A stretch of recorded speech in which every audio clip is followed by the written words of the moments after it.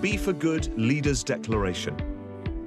As Be for Good leaders, we commit to reframe the meaning of leadership by 1. Embracing radical interdependence, the fundamental principle governing life on Earth, as the golden rule for decision-making, leading to a regenerative impact. 2. Considering at least the next generation of humans in every business decision. 3. Measuring what matters to integrate systemic value creation into our definition of profit. 4. Challenging extractive economic models and taking a stand for the common good. 5. Mobilizing finance as a catalyst to transform the business perspective from short-termism to long-term shared value creation. We commit to guiding our companies and organizations to create a purpose-driven model that creates value for all. Through this joint leadership statement, we lay the foundation for collective actions and alliances, clearing the path for a new regenerative economy.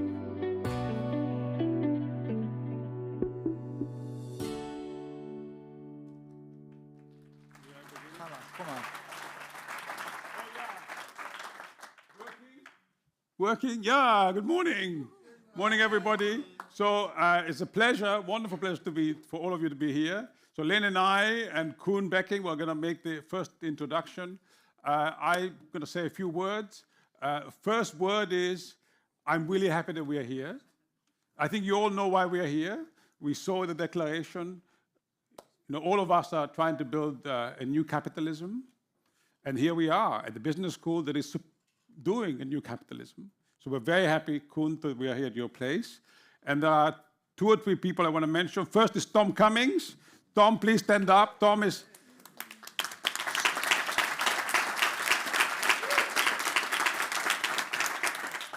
was a visiting student here from the US, faculty member. He designed several programs at Nijrode, and actually was you, Tom. Tom is also formerly chairman of B-Lab Europe. And Tom organized a meeting with Koen Becking and others to talk about B Corps and Nijrode. So, Tom, thank you very much for being on this journey for all these years. And I'm sure we will hear from you later on. Thank you. Thank you. Second person is Annemieke Robeck. Annemieke, 29 years.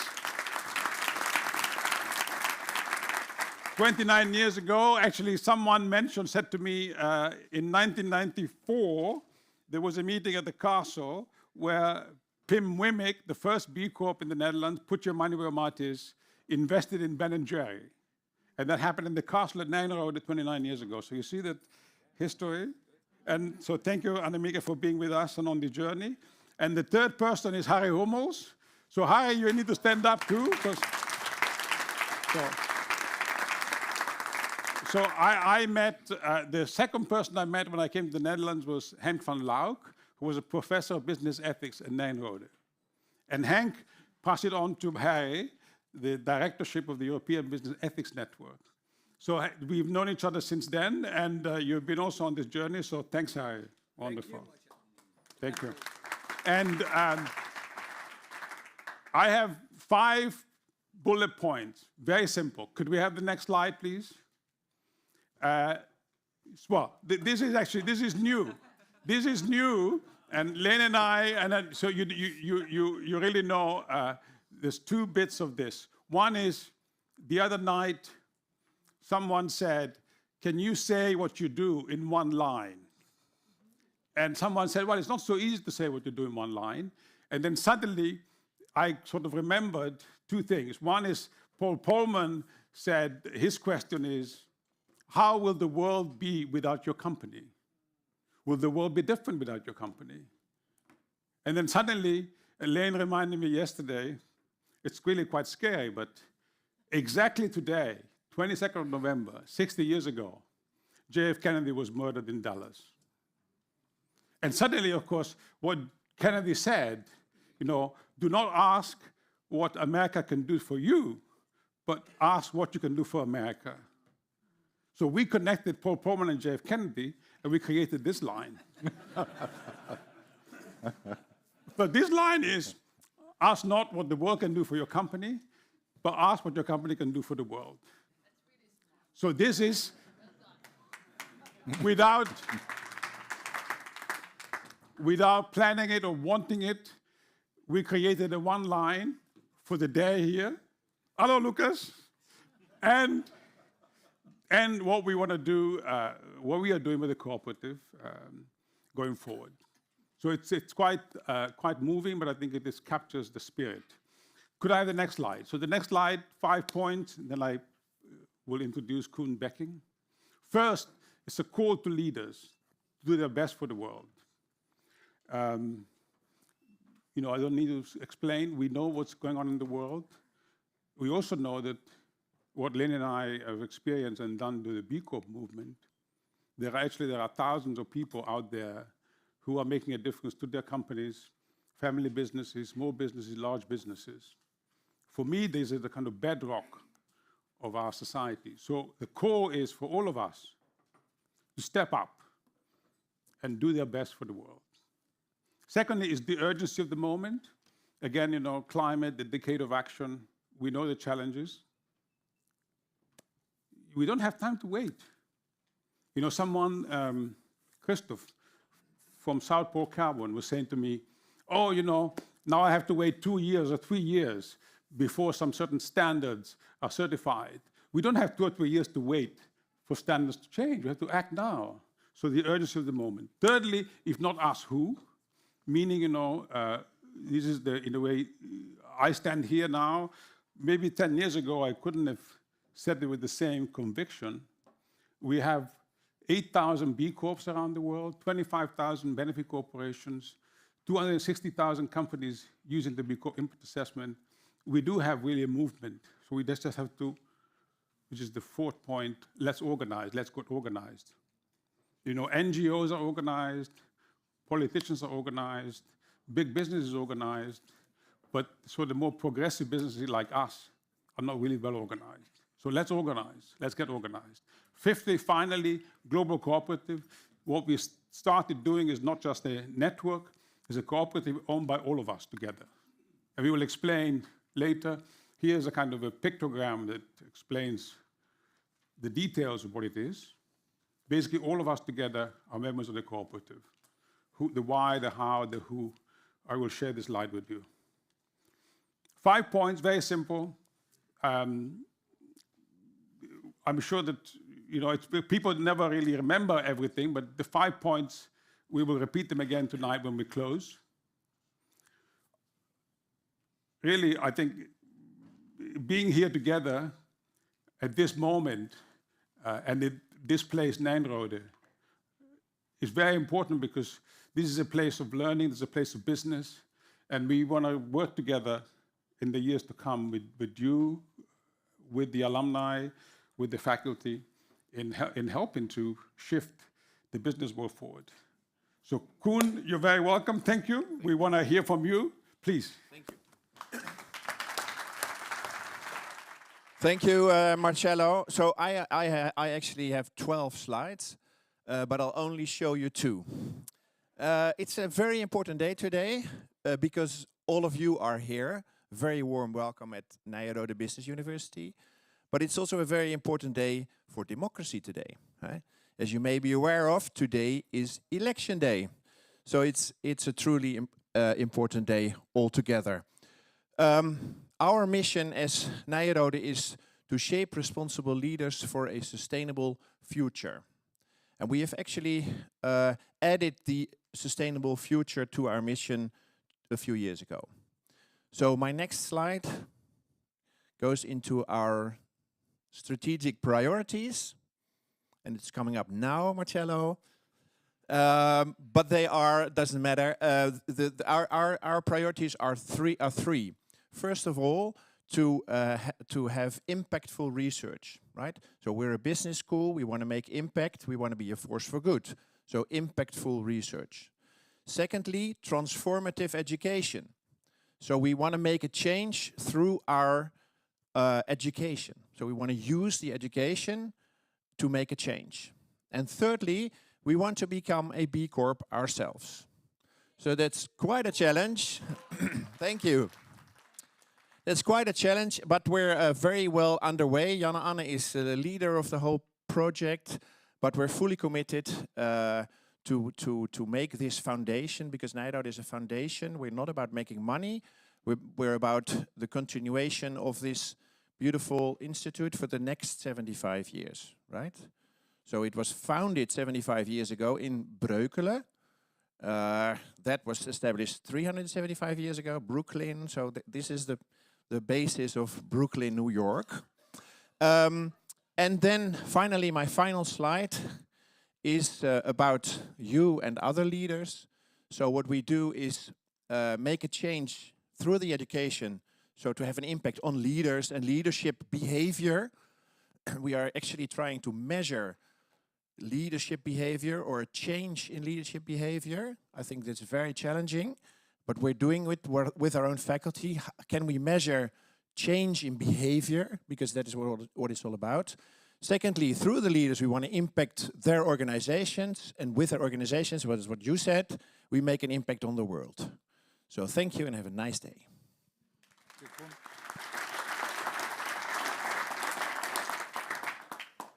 I have the honor to close this opening and also close the closing later on. The joke about Breukelen and Brooklyn was laughed about yesterday by some of the guests. They thought, well, that is a nice joke. But it is true, actually. No, it's not a joke. I know that, Koen. So that is why I'm trying to tell the audience that some people who think it's a joke, it is true. I was not going to say that. I was going to talk about action, because there are many events like this, you know, many. But actually there are none like this.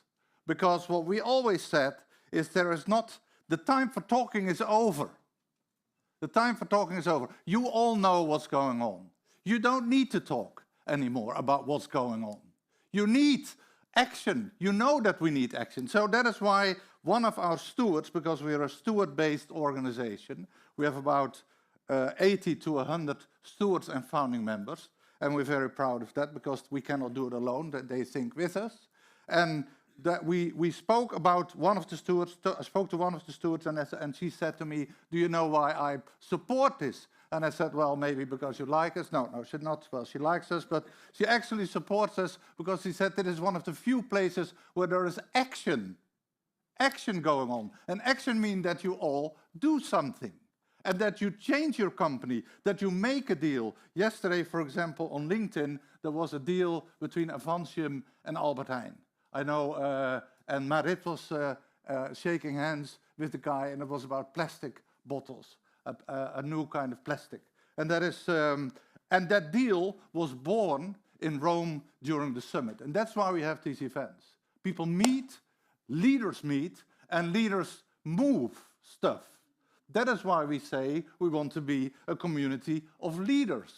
And a leader can be anyone. People said, yeah, anyone can be a leader. As long as you can make a decision, yes, you're welcome. But if you're a leader in your mind and actually you cannot make any decision, you have to go to the board and say, I want a budget next year, then that is not quick enough. We are in a hurry, as Marcello said. So action is in every event that we do is the core of what we want. So we are now organizing the summit again in Amsterdam next year. We expect 1,500 people, and it is all about action. Can you imagine if we invite people to come to a summit? Everybody calls us up, can I speak? Can I speak? Everybody wants to speak. We don't want that. So everybody thinks I'm important. What we want is that people say, you can speak, we give you 10 minutes. Tell what your action is, how you change your company. Otherwise, please don't speak. Listen. And that brings me to this slide, well, actually, the next one, I thought I had more slides. Yeah, this is a very funny one that I have to tell you something. We want to build collectively a regenerative economy. You think, what is this picture?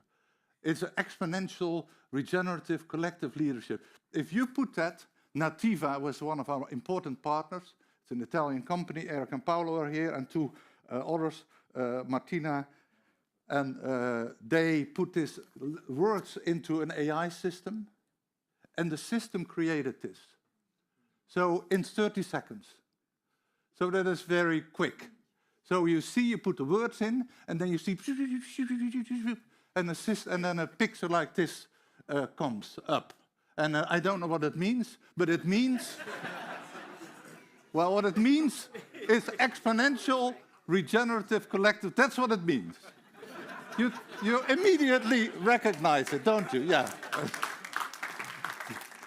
So, to end this and to pass it on, and then we really begin with Alexandra, I would like to go. I have to tell you a little bit about the program, because that is one of my jobs, and but you all have it in your hands, so I don't have to repeat it. But basically what we're doing in the morning, we listen to people, and then we go into an action mode in the afternoon in workshops. Initially, this was going to be a very small event for the inner circle, what we call.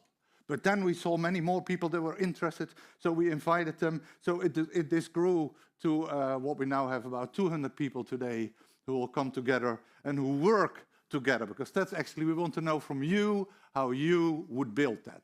So that is basically the whole program. Serpent 2, we are introduced to some new B Corps during lunch. We will show you some of the systems later on. But what is the most important, I think, is that we all behave well. And that is, you all to me look like people that behave well. Well, some maybe don't, but most of you behave well, I think. And that we respect each other, and that we can say, for example, I asked somebody, who did you vote for? That's already a difficult question in the Netherlands. Who did you vote for? I voted for that. So we can say everything here. This is a safe environment. We are friendly to each other. We listen to each other. And what is most important is that we have fun together. So have fun today. And I now introduce you to Alexandra, who is moderating the groups that we have here together. Thank you.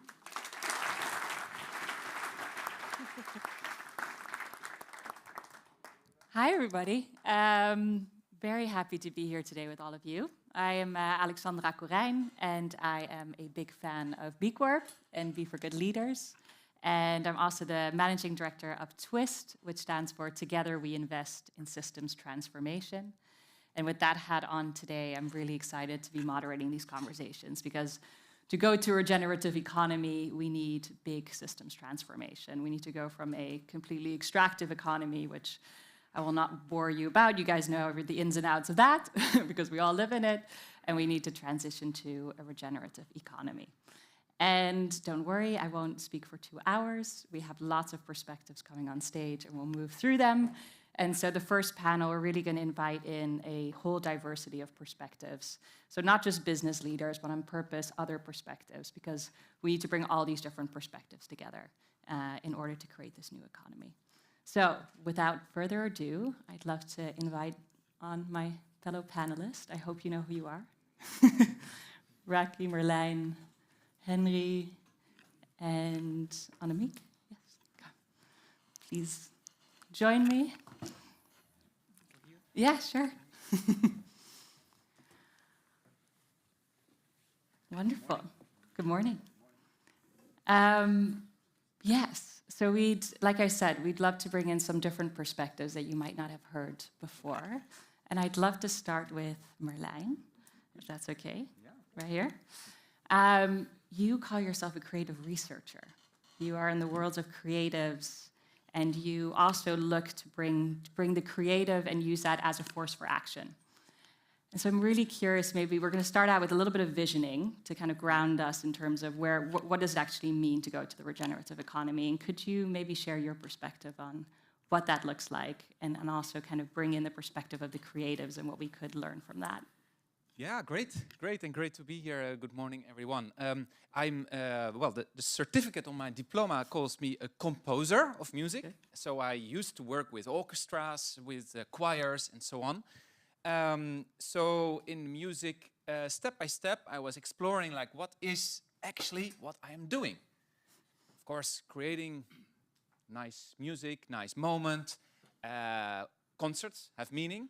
You come together, you feel, well, these kind of gatherings that are so meaningful and that actually are pretty rare if you compare it to how we used to live as humans, always in communities, gatherings. Every night would be a gathering. And today we live in a total different world where we are individual, well, all like confetti spread around. So concerts are wonderful. But then step by step I thought like, okay, what does it mean, this music? And why is the audience this passive? So I started to experiment with really, interaction with the audience, but also to bring music out of concert halls.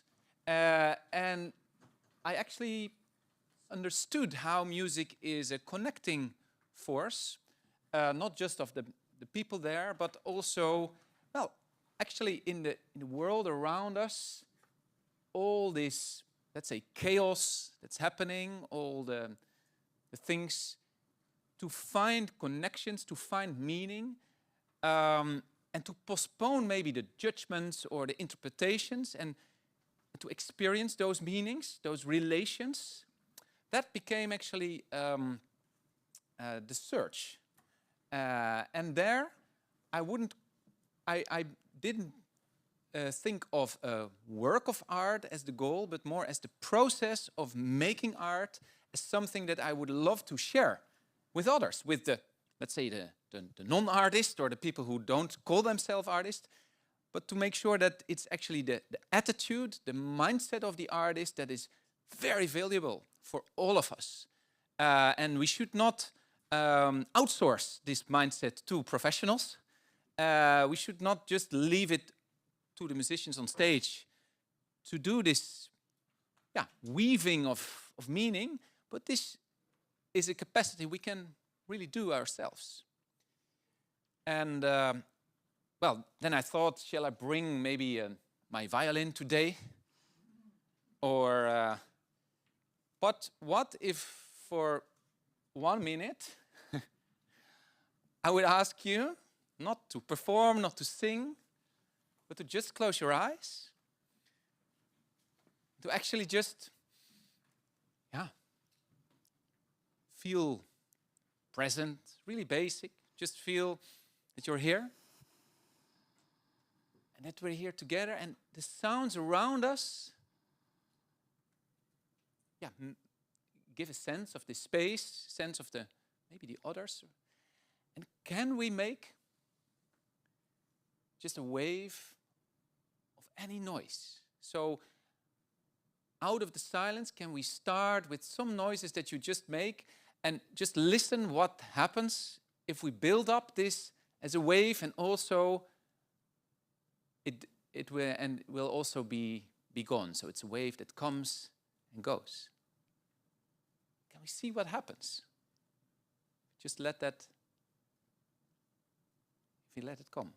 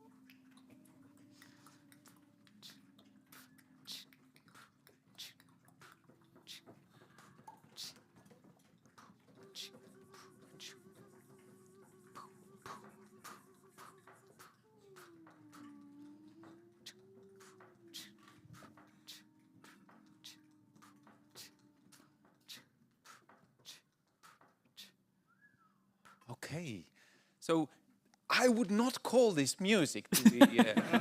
This is like a very rudimentary thing, but what I love to share is that this, let's say, chaos, this randomness, still, some of you might have think like, this is just weird. Others might have found ways to search for structure, for kind of harmony appearing, for rhythms that are there, and that is maybe the mindset of the artist to embrace the chaos, the not knowing, the potential, and then to already start imagining the music that's not in it but beyond it, and there is a creative process starting. That's also how we might approach this world, the chaotic world, the world full of tensions and polarization. Do we hear the melody before it sounds? Can we hear the rhythm before there is a real beat? Can we imagine what is the potential? Well, that is the mindset of the artist. Wow, love it. Thank you. Thank you very much. I love how you brought in the chaos and the coordination, actually, two different things. We live in a world of chaos, and how do we coordinate amongst ourselves, maybe in ways that we're not used to, or we don't know yet how. But this was a good exercise for all of us to tune in with each other. So thank you for that a lot. And I'd actually love to go to Raki next, if that's okay. I'll jump to the other side of the stage. Sure, absolutely. Raki, what I find very fascinating about your background, well, many things. One is you bring an indigenous perspective to this, which is a perspective that's been missing a lot from this conversation. But also you have a foot in sort of the system, working with the government here in the Netherlands and sort of working within the institutions, and at the same time in activism, so kind of rebelling against the system. Yes. And I just find that absolutely fascinating. And so I'd just love for you to speak a little bit about your vision of the regenerative economy, and particularly as kind of the perspective maybe from bringing in both, from within the system, but also the shift from outside of the system. Absolutely. Thank you for asking the question, and also for B Corps for having me once again on behalf of Extinction Rebellion in this case. As you mentioned, yes, I work as civil servant under the Ministry of the Interior, but mostly the people in the Netherlands know me, especially in the climate and anti-racist movement, as the indigenous activist. Why? Because my roots lies in West Papua. For those who doesn't know where it is, it's the western half of the island of New Guinea, right above Australia. It's the world's largest tropical island. Unfortunately, it's not only the home of the indigenous West Papuans. It's also the home of the world's largest gold mine, second largest copper mine, fossil fuel companies. Imagine that the world's largest gold mine is located right here in Utrecht. The reason I want to bring this here is because the number 2 of the 5 points is exactly what my task is within the climate change movement, or XR, which is the urgency of the moment. Because we understand the urgency, as Marcello mentioned, but I realized that we don't feel the same urgency. And that's where my storytelling comes in. Because imagine that the world's largest gold mine is located right here in Breukelen, nearby Utrecht. That this world's largest gold mine is destroying the entire ecosystem, toxicking the environment, and violating a lot of human rights. In this case, not those of the West Papuans, my people, but people in the Netherlands. And that 1/3 of you lost one of your family members, and the rest of you know one family member that has been lost because of these exploitations. This is the urgency that many indigenous peoples feel all over the world. But if you talk about the climate change, I think many of you have heard the last news items last week, that we are heading towards a 3 degrees global warming. I want you to realize that at 1.5 degrees global warming, we will lose 70% of world's coral reefs. That we have 10 million plus refugees and many species being lost. This urgency is what we miss here. And that's why I'm running, besides being a civil servant, besides becoming a dad, a neighbor. And all of you are doing the best you can. I understand it, I underline it. but we do not feel the same urgency.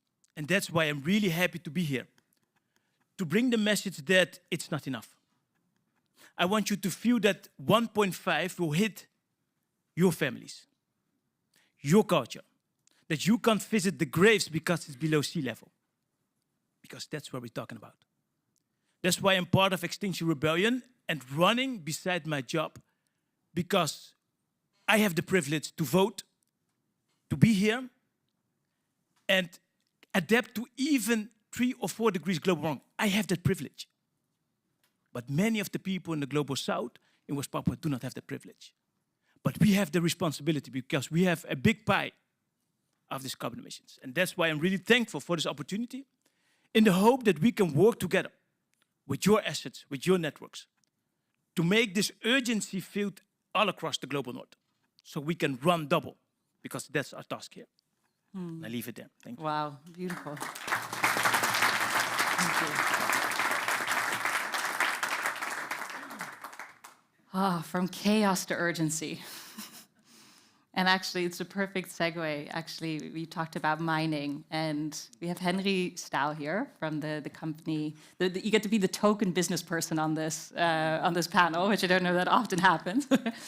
and you come from what was traditionally a mining company, and you've been in the transformation process of transforming that business and seeing how you might recycle what's already out there instead of. So I'd just love to hear from you. How you look at this transformation process and how you've been leading that. If you could share a little bit about that. Right, thank you. Well, first of all, I'm not as deeply touched as you two are, the former speakers. A little bit different from how you introduced me is that we traditionally were a recycling company, a trader of non-ferrous, and we had a failing business model, in the sense that margins were decreasing, world is getting transparent.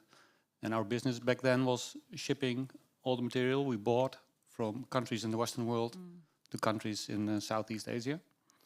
And we transformed our business model into creating the market for circular metals.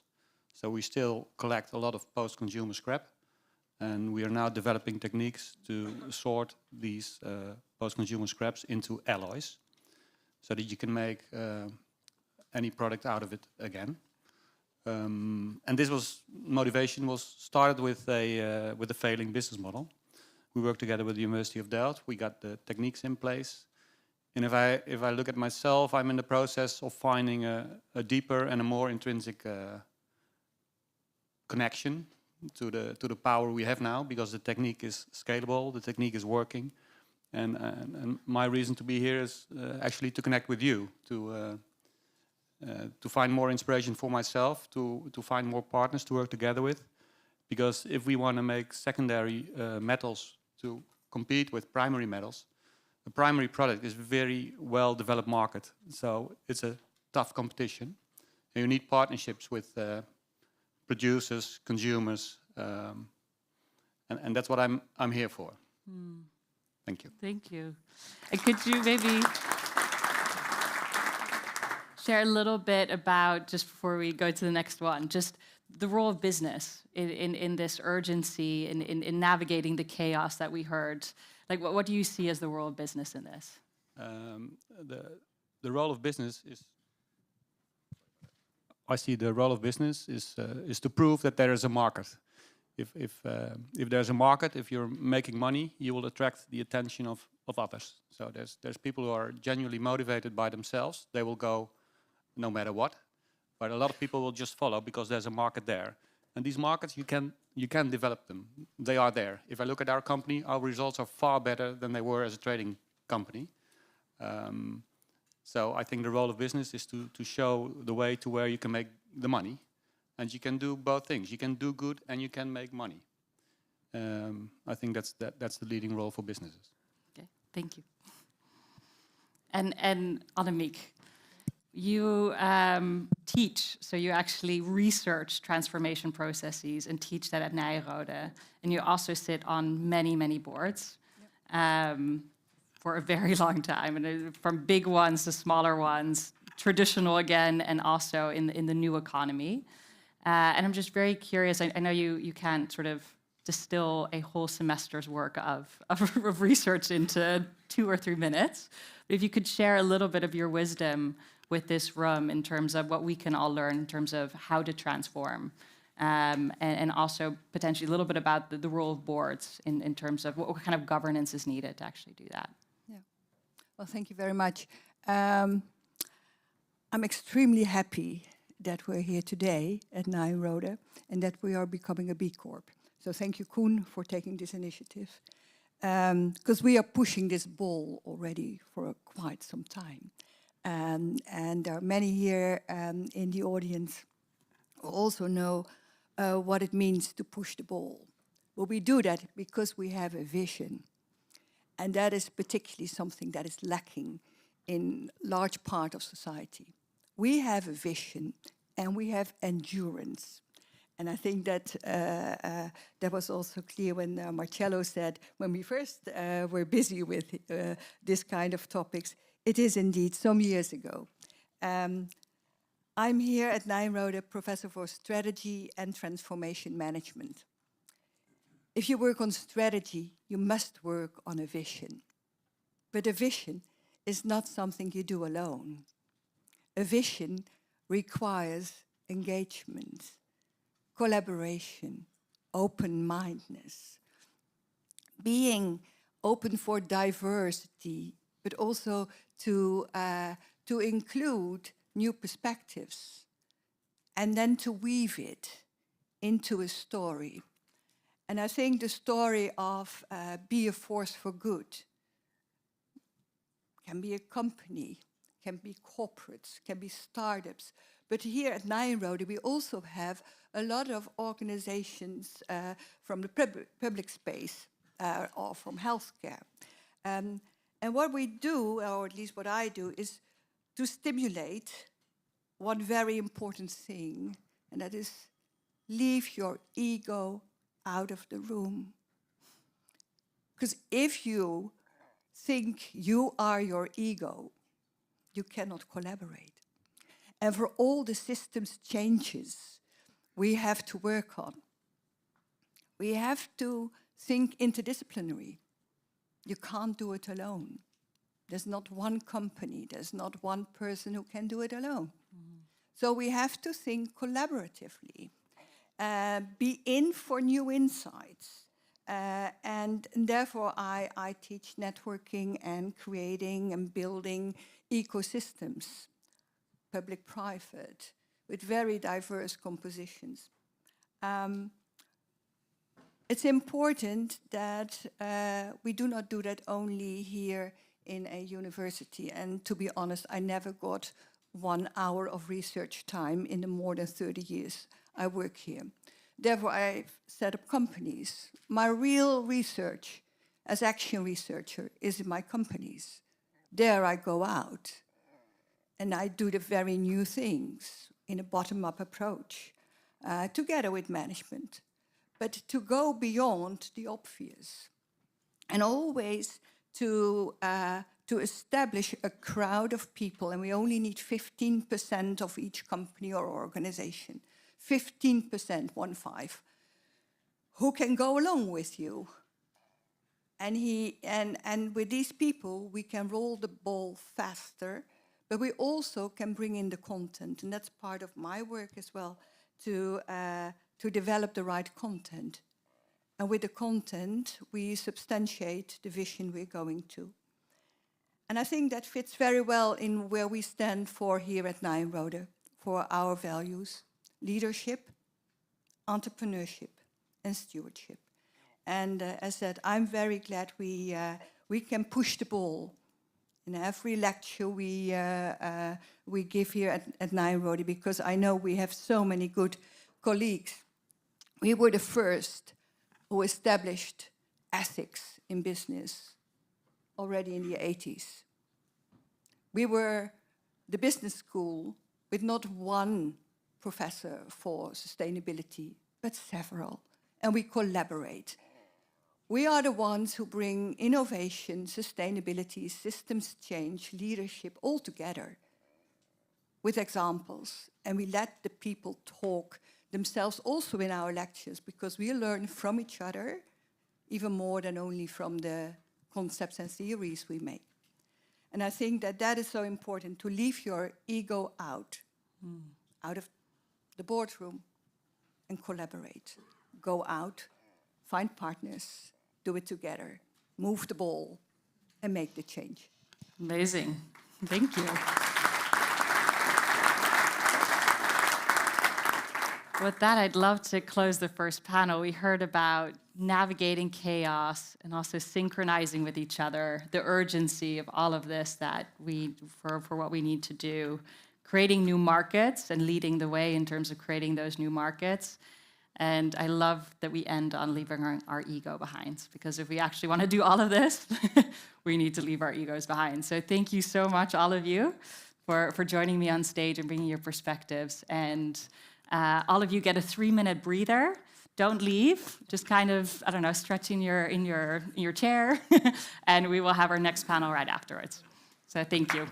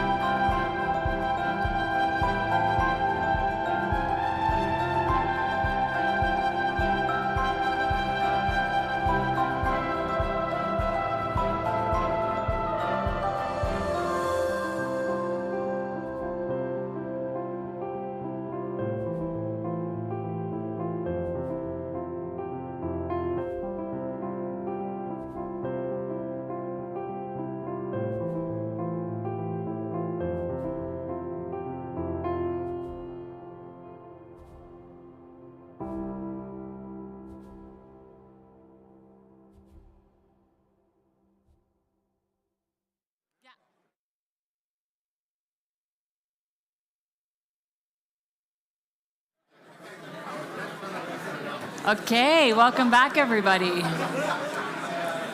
Hello, hello. Show is back on. Enough stretching. Raise your hand if you can hear me. And also, when you raise your hand, stop speaking. Should have mentioned that with it. Wonderful. Welcome back, everybody. We started very high level, as you could all see, like just kind of setting the stage. And now for the next panel, we'd like to get a little bit more practical. So we're going to have 3 business leaders come and share a little bit about how they're actually putting this into practice. What is going well, what maybe is going a little bit less well. And so without further ado, I'd love to invite my next panelists on stage. Marit, Jan, Joost, and Charlie. Welcome. Thank you.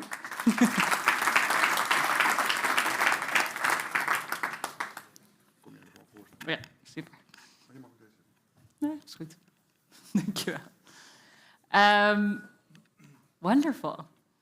Yeah, so as I said, we kind of started high level, and now I'd love to sort of bring it back into companies, real action. And I'd love to start with you, Marit.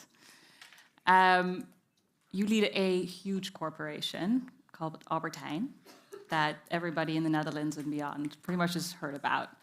And for systems change, which is something, as we heard, is very complex and difficult, we need a mindset shift. We need actually to change the way that we think.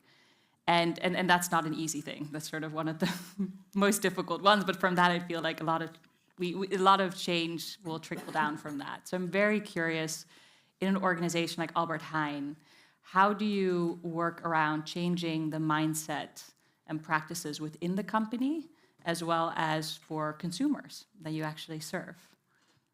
Big question. Easy question to start with. And there's, of course, not an easy answer to that. But I love to be introduced as the more pragmatic part of this day. Okay. Because I think for retail, it's all about being pragmatic, being very close to consumers, and also being very close to all our colleagues. Because indeed, Albert Heijn is a big company with 125,000 colleagues working for Albert Heijn. And I think it's the most essential part of really stimulating the change we want we all want here to get, is that it's being very clear on our mission and also being very vocal about it, but also making sure that everybody in the company understands it and also feels that they can contribute to it. And of course, as a CEO, I sometimes love the big steps we are making, but I really think that the key is that I also love the small steps we are making. And as long as the small steps and the big steps are going into the right direction, everybody can contribute, everybody feels also that they are valued, and we are making also a huge step forward with that. Because if every colleague, 125,000, are making 1 step a day, even if it is a baby step, after 365 days a year, it will be a huge step, which will be maybe even bigger than the big step I thought before on. So I think the most important thing is that we value within our mission the small steps everybody can make and the big steps together, because that will give us a lot of energy at the end of the time. Mm. And then how do you inspire that as a leader? How do you, because like you say, I mean, amazing if each person feels incentivized and feels like they have the authority to take these steps. Like how do you as a business leader incentivize all those people to do that each day? Yeah, we have sharpened our mission in 2021, as probably we all have a mission, and we also have one. And I think the most valuable part in our mission is the verb in it. It's together we make better eating the easy choice for everyone. And believe me, in Dutch it sounds even better. But the make part in the mission is really essential. And of course, we talk about it, but we also have a lot of sessions with everybody in our company, from store employees, from the stock shelvers, from people in logistics, from the IT department, from wherever they are working. And we are talking about what does the mission, how do you relate to it, what can you do to help with it. We're also giving a lot of examples, because if you see another colleague doing something which is really being valued and which is great, then also people want to do it also by themselves. So we talk a lot about it, but we really inspire everyone. Also, you can also be part of it. You can also take a step. And the mission is really clear for everyone, what we want. And within the boundaries of the mission, there's plenty of room to be creative and to take steps. Mm, amazing. Maybe last before I go on to the next one, or pick on the next person. Just you also, so you talked about how you incentivize all the employees in your company, and then you still have all the consumers pretty much all of the Netherlands. How do you use that as a way to also change their, or how do you think about influencing their behavior? Yeah, of course, we really understand the urgency, and we also we want to contribute to that. But what we also have learned as a big company, who are indeed almost 70 million of the Dutch consumers are shopping with Albert Heijn, it's also good to be realistic and also to involve them and to help them, inspire them, tell them what they can do. And also there, maybe the baby steps are even bigger than we all believe in it, because it is also about helping people to adjust their eating habits, which is very personal. And also there, so we offer a lot of assortment. We have a lot of Nutri-Score AB assortment. We have a lot of sustainable assortment.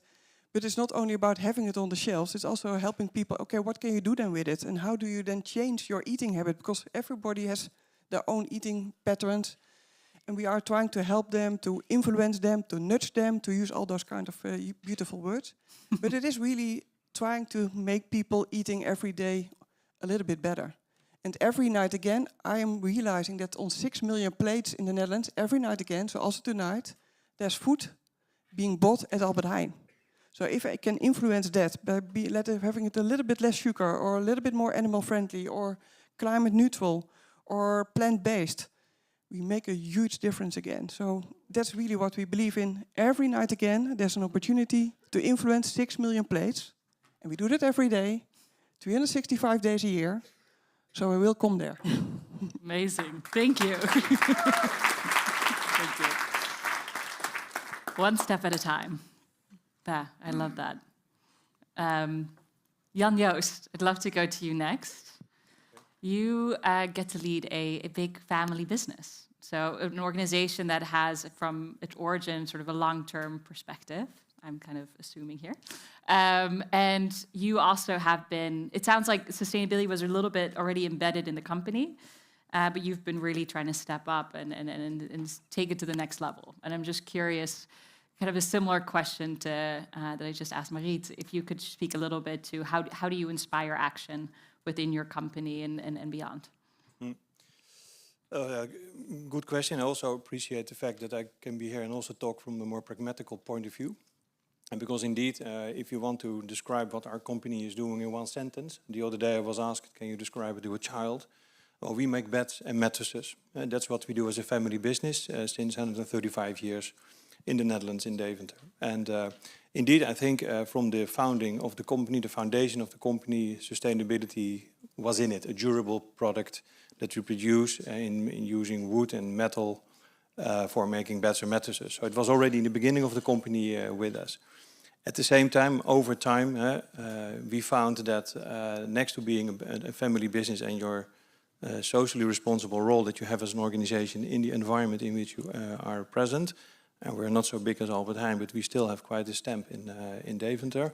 We also feel that we need to make sure that whatever we do, whatever we get as output from our production process, is done in a responsible way. And this is why we decided already in 2017, 2018 to start the transition in the mattresses industry to make sure that each mattress that we produced is able to run in a circular business model later on once a mattress gets returned after its usage.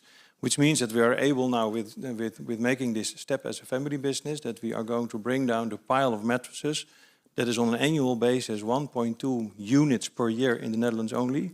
We are now able to reduce that significantly by making mattresses more circular in the future. And this is also a very clear example of a pragmatic approach after our foundation to make a change that is really needed. And this is why we do that. Can you share a little bit about maybe what has worked and also what has not? Well, we are indeed now, since last year, in the middle of the transition. So half of our turnover consists of the sales of mattresses, and we are actually changing half of the assortment, now half of the turnover, into circular mattresses.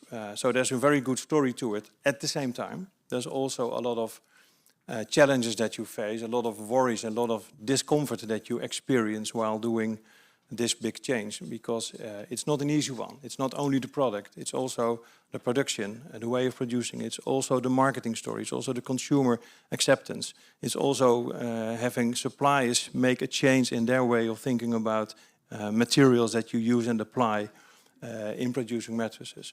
So it's a very big change that sometimes you get a few steps forward, but also quite often you experience some steps back. So the endurance that was talked about earlier, I think, is very important.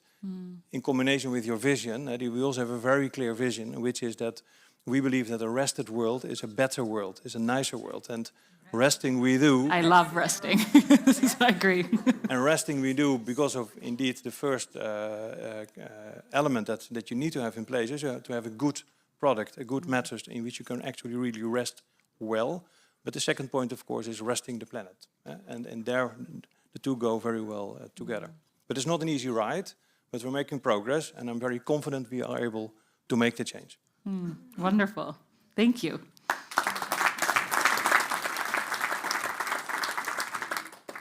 Last but definitely not least, Charlie, you are taking a community-based hospitality approach. And these are two quite large companies that we just talked about. We'd also like to bring a smaller company. I mean, you're not that small anymore. I saw you're all across Europe, so it's not like you're a tiny company anymore. But I'd love to hear from your perspective. Also, this sort of the community aspect of it, because we talked about that also in our last panel. Can you just speak a little bit about the future business models and also about how do you bring that, again, mindset, the practices in your company and inspire people to really kind of build the next economy company within your organization? Yeah, thank you. And nice to be here indeed with some bigger and older companies. We have the advantage, I think, a little bit. We just went through a rebranding last year. So we had 10 years called the Student Hotel, and last year we renamed ourselves as the Social Hub. So I saw it really as an opportunity to kind of reset and reboot ourselves. And if I just talk you through sort of the whys and the whats, etc., the Social Hub exists because we believe that by bringing people together, we create a better society. We do this by hosting and creating meaningful and fun events. We have 2,000 events on a yearly basis for the community. And we do this by building our buildings and redeveloping our buildings, keeping the ownership of them, and operating our buildings, where we can really allow people to work and play and learn and stay in these spaces. And of course, as you mentioned, we are European now, so we're in 8 European countries. We have about a portfolio of 11,000 beds, so it starts to become a decent-sized portfolio where you can have an influence with the sort of 1,000 staff that we have and over 1 million customers that we're serving. And I guess we really see the advantage of the communities, and the communities are students. They're young professionals, either in our co-working or co-living. We have hotel rooms, so we have corporate travelers, leisure travelers, but the locals are a huge part of our community and a huge part of our business model. So we really, I think Social Hub, the community center. So we're starting to see ourselves as playing a role as a community center. And what we did is really to try and work out, okay, what does it mean to be Social Hub? How do we really combine our brand house with our community? We went into the community and we asked them what we should be doing. Should we be looking for some sort of Forbes 30 under 30 event where you're encouraging entrepreneurship, etc.? But there was an idea that really grabbed our attention, and it was, why don't we take a role as having and hosting safe spaces? We really have safe spaces. Bring all these communities together and host what we called a Better Society Masterclass. So the advantage of a small company is we can make decisions pretty quickly. So within a month, we knocked something up. We were the Pride Hotel in Amsterdam for Gay Pride for the 3rd year in a row, and we decided to host a Better Society Masterclass for the queer community. So we invited 40 different people from all over Europe, different segments of all the LBG, and there's quite a few of them, as we know, to discuss what does it mean for them to be a better society, and how can we impact the community.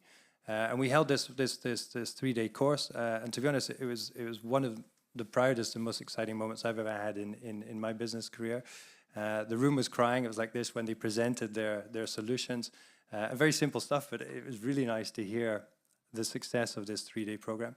So we've decided to really embrace this and roll this out. And now we want to host 3 different Better Society masterclass topics, so on the inclusive community, also on environmental, and probably on startups, social enterprises, etc. And really try to have every hotel hosting one of these events every single year. So every hotel, 3 events a year throughout the whole portfolio. And I think if we can do that, then we really start to really lead by example, bringing the different communities together and showing people what it is that connects us instead of what divides us, and really try to help bring down these barriers. Thank you. That's very needed in today's society. Thank you.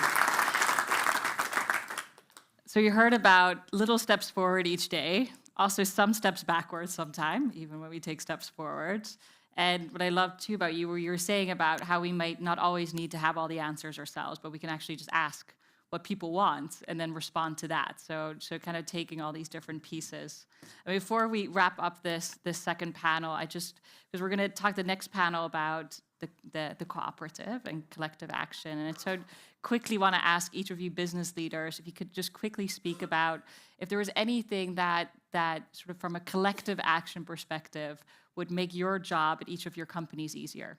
Just very briefly, is there anything that this group together, you try to pass it on to her quickly? Ladies first, or if there's anything that, as a community, what would make your job easier? I don't know if it will make my job easier, and I don't think that's the goal of why we are here together. But what I really love, and also why I like to be here, and I also feel that in the stories you are sharing, is the power of positivity. And sometimes we can get maybe a little bit frustrated, caught by the urgency we all feel. But the power of positivity will help more people to get onto the journey than maybe the negative story. So I think stay positive with all of us. Wonderful. Thank you. What I would like to add is that in a community like this, and also in 1 or 2 others, you tend to have the positive side and the positive vibe and the dreaming part only. But at the same time, as also was explained in the beginning, the actual change to make, the system change or the industry change or your company change, is in many cases very, very complex and challenging. So therefore, I also am always trying to explain that the change and the road we're heading is not easy. You have to be realistic. It's doable, but you have to be brave and positive. But it's not always a nice and an easy ride. So it also creates a lot of comfort. And this is also why I'm here to explain that and to talk about that. Thank you. Yeah, I think it's a good question. I mean, we really embrace this community. We're applying to be a B Corp ourselves in the next couple of months, which has been a really educative process. I think, what for me is really exciting is the mindset that we share as leaders of businesses is really kind of a new generation mindset, and I really can notice a difference even looking to the education and the time that I've needed to spend to bring everybody on board. What are the advantages of even going for a B Corp label? And there's a growing community of people who really understand this, and a lot of people who are open to understanding this. But it is for me a mindset that is connecting us all together, and I really value being in the same space as all of you. So thank you so much, and thank you all. With that, thank you. With that, I will give all of you again a 3-minute stretch break in your chair. And I forgot to mention last time, there is a code on the screen that if you want to play with your phone and give some feedback for the sessions, please be welcome. And otherwise, speak to your partner next to you. And we'll be back in 3 minutes.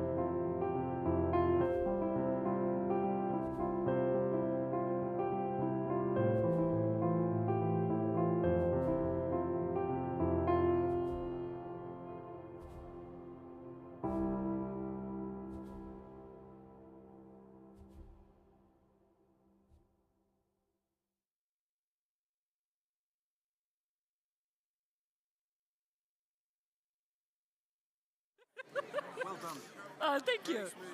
Thank you. Thank you. Hi, everybody. It's me again. Hello. Hands up if you see me.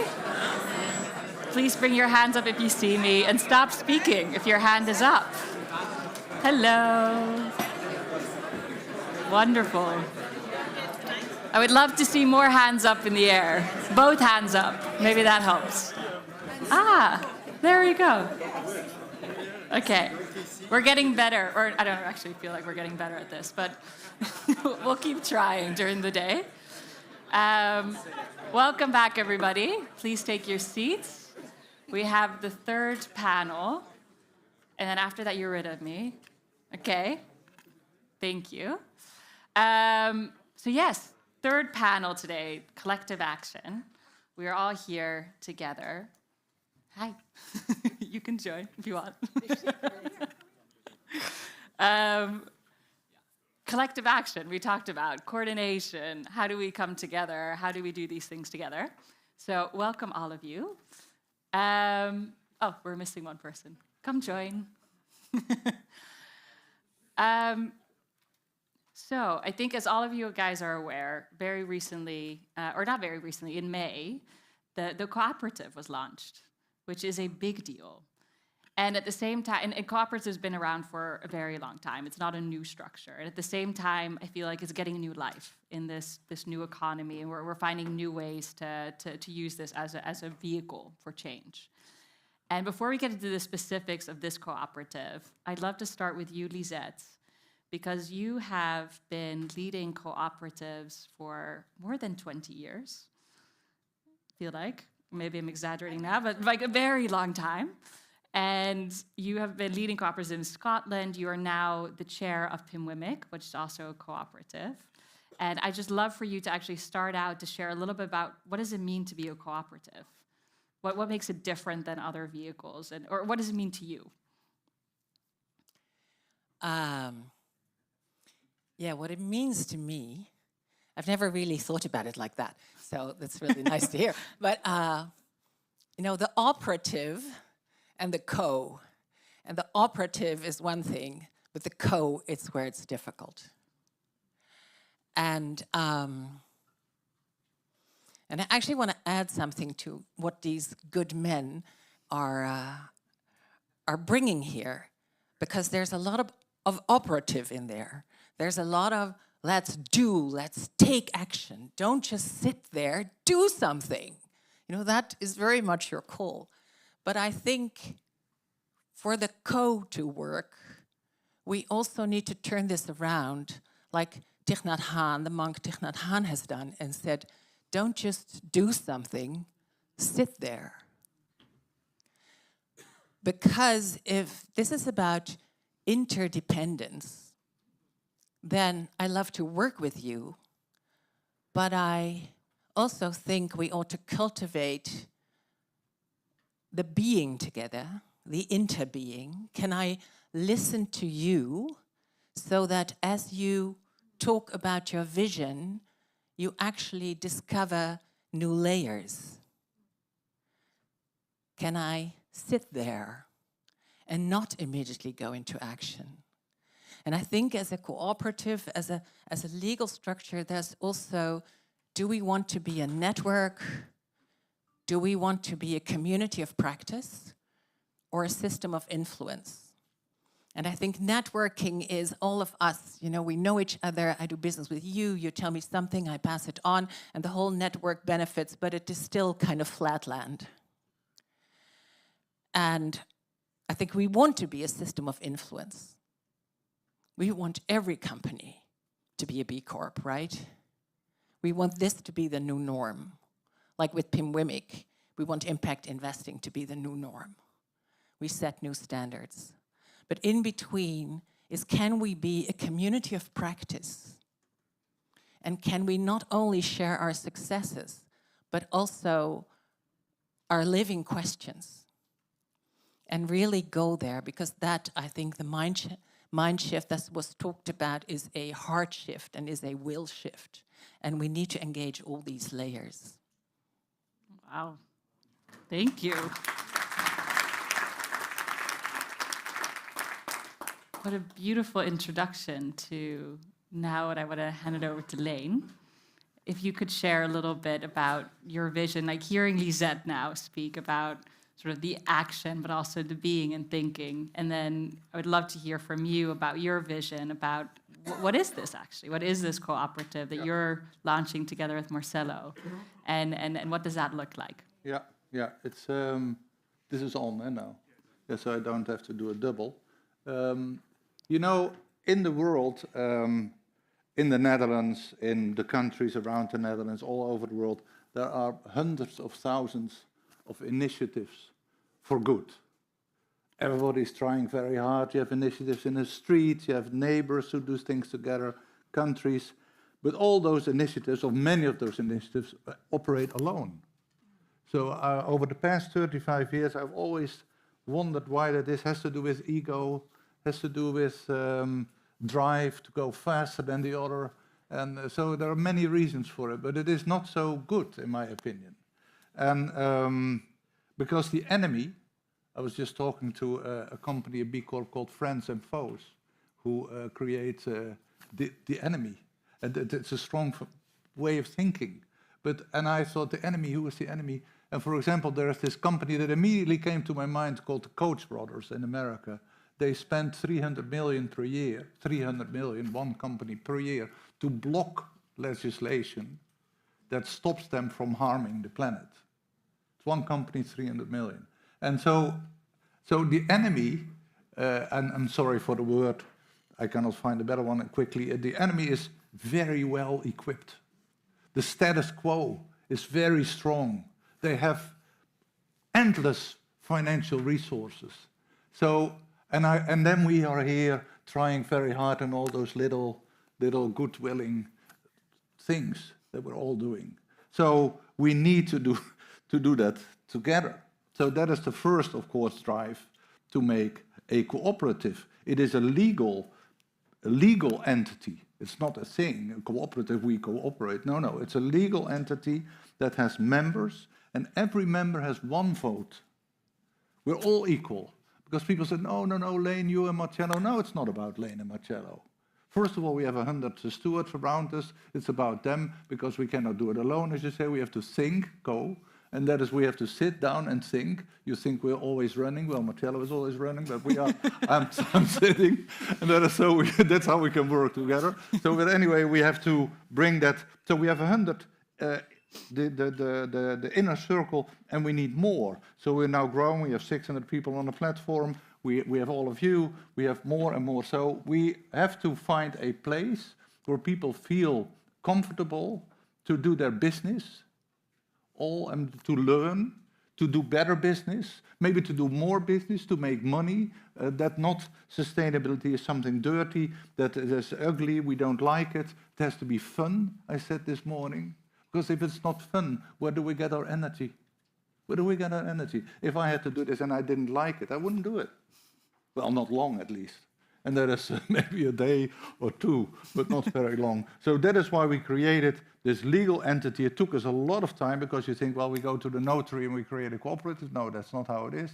So it took us a lot of time to make it like that people feel comfortable in it, that it is honest, it's completely transparent. What do you make? What do you make? How do we spend our money? Well, here you have our books. So, and all those things that we think are normal, that are not always normal in business, that is what we did and created the cooperative. And people are very enthusiastic about it. And now we're bringing them in, and we have to explain it to everybody.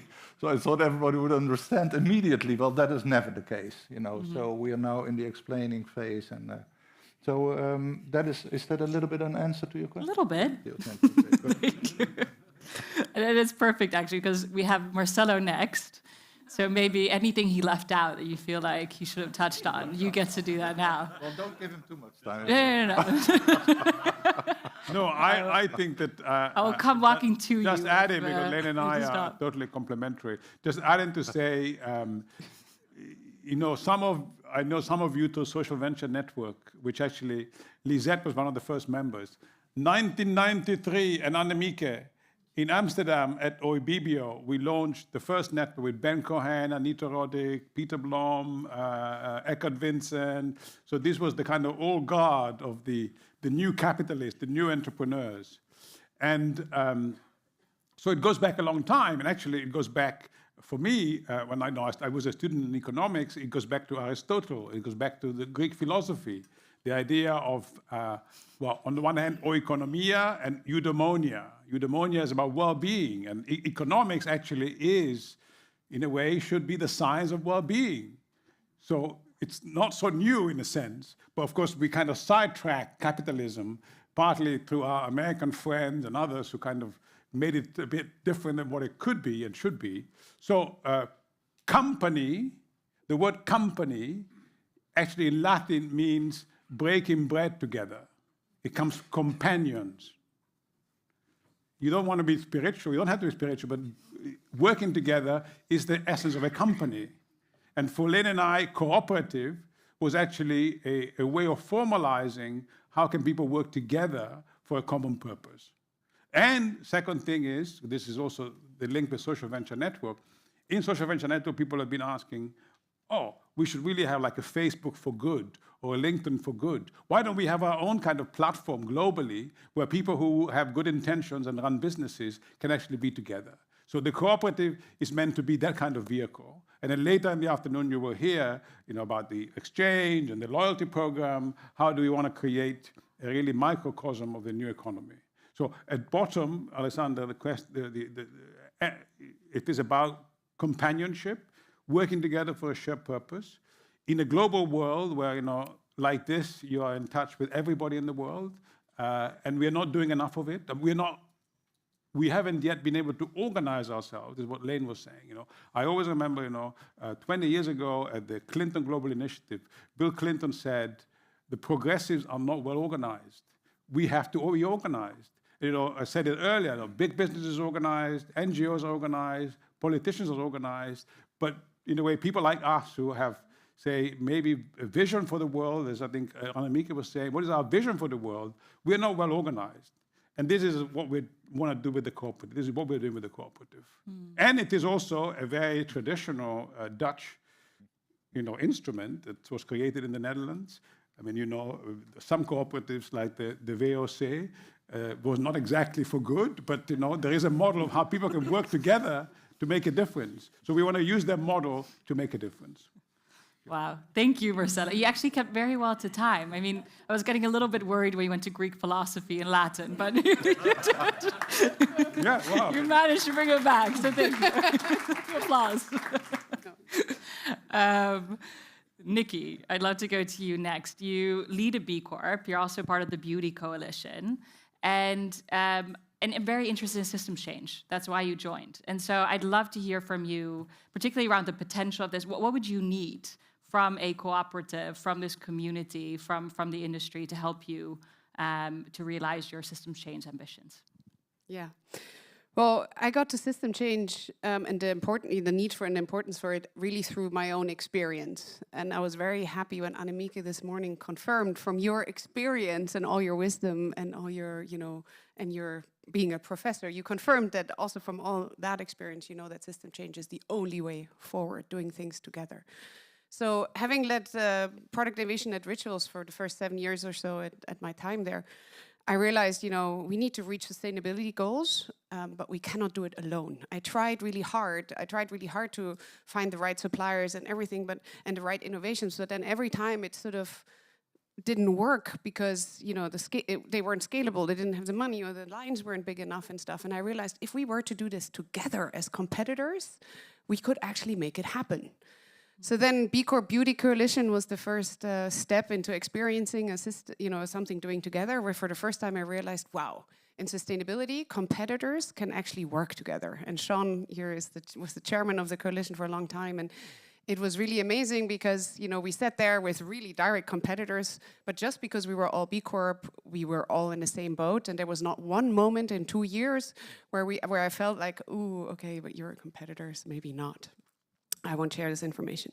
But even, learning, I think what I need is sort of is help on how to make this work. Because a coalition like B Corp with the best intentions is tough because you need someone who organizes it, you need someone who's really clear about the goals, you need someone who's really, who gives it structure, because we all say, yes, we want to be part of it, but then we never have time for it. Let's be honest. We need, what's the change we really want to create as a B Corp Beauty Coalition? What's the impact we can have? So I think this is something where if someone here has help on structure, on to really make this a success. I mean, obviously, we're also part of the Eco Beauty Consortium, for example, where we pay a lot of fee every year to get it done by a big consultant. You can do it that way, that works. But maybe there's other ways, more the cooperative way, where we can do it. And at the same time, trying also to start an impact fund with competitors now to really create industry change. So I'm trying on many, many levels. So on any of those, if you have, oh, I see the microphone coming. Very good, I thought so. Then that's, I think, on how to make it happen, really these great ideas that, as Leen said, the devil's all in the detail.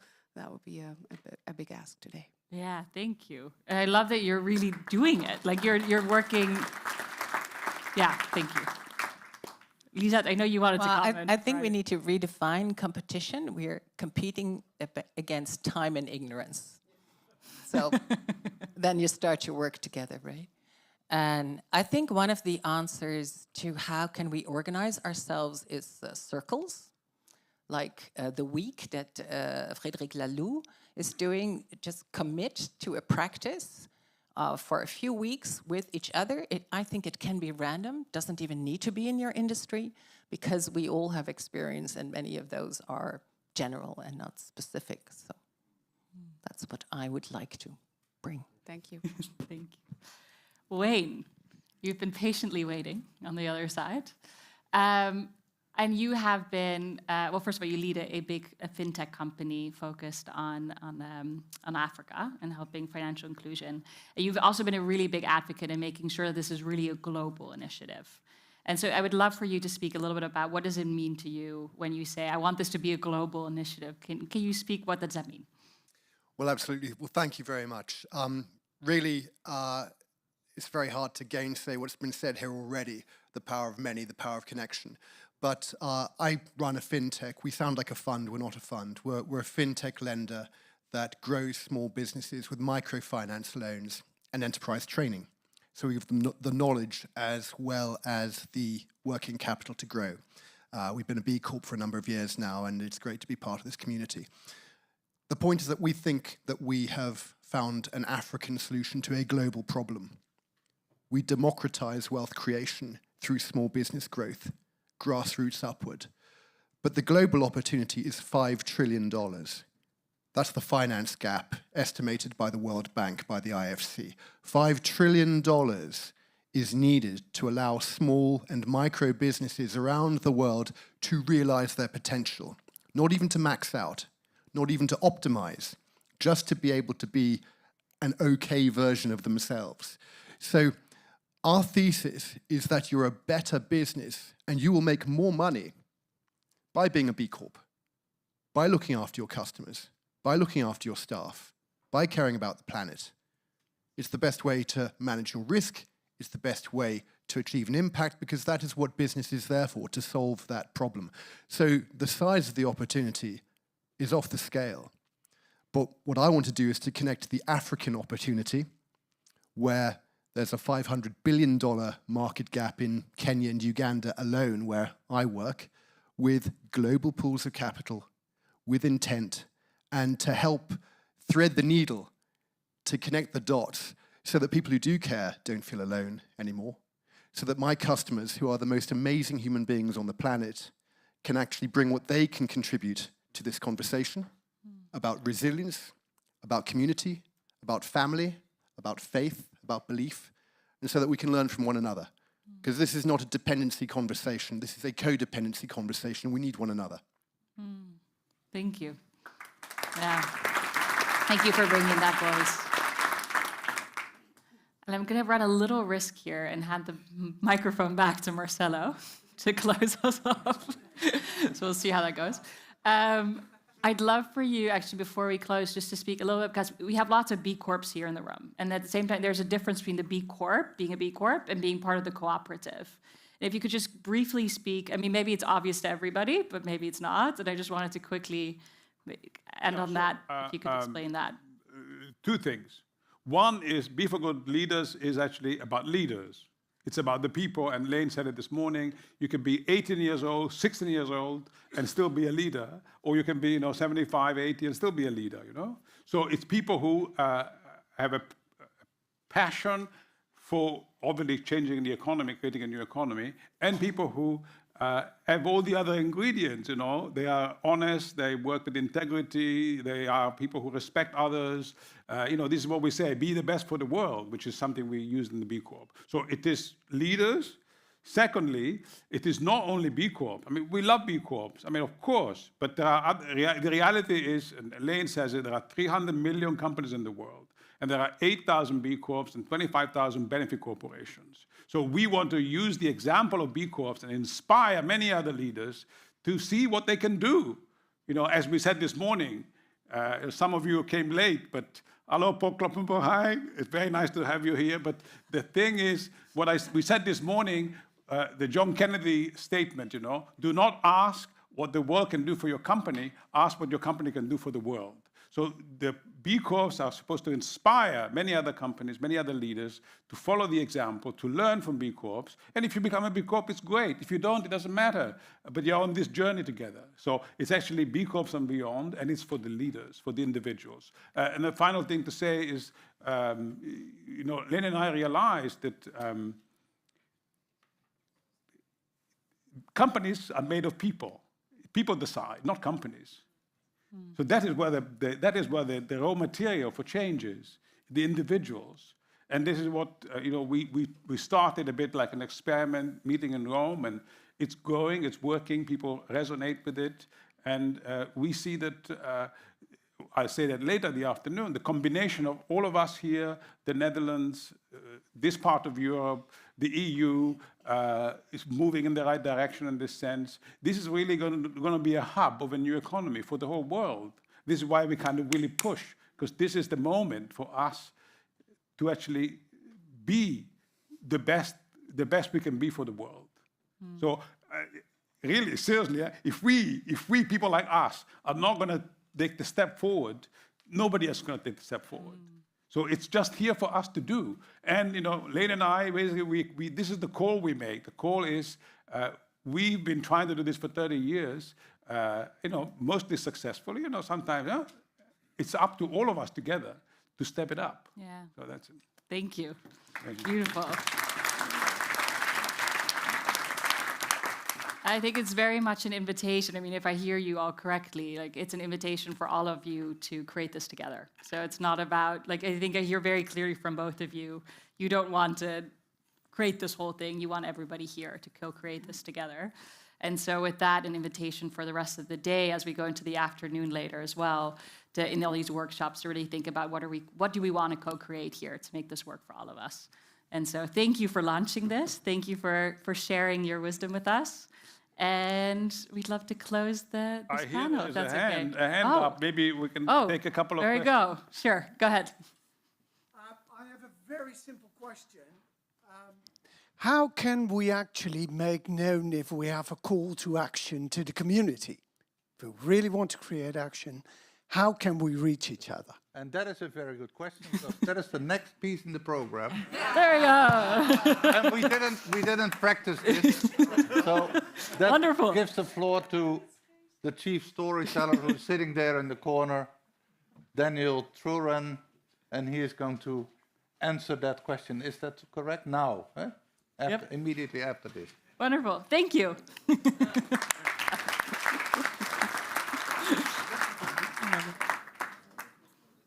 What a wonderful time to be alive, ladies and gentlemen. I've never seen so many crises. So what is this guy talking about? Why is it such a wonderful to be alive? Because there's so many unicorns of impact. Incredible things are possible. And what we're doing here is building the future, building the regenerative future. So if anybody knows about this wall, it wasn't here before. Somebody built it. I think we all go to many organizations and to many meetings when they talk, when they dream, but there are not many bricks. And then you hear Wayne. We have the African solution for the world. You hear Albert Heijn. We are feeding 6 million people and changing the habits of every dinner, 6 million people. So that's the difference between this organization and other organizations, that we're really building the future in that sense. And how do we come together? What is the most exciting thing that we can do? An online platform, which is the solution I have for you. At last, that is it. Woo! Thank you, thank you, thank you.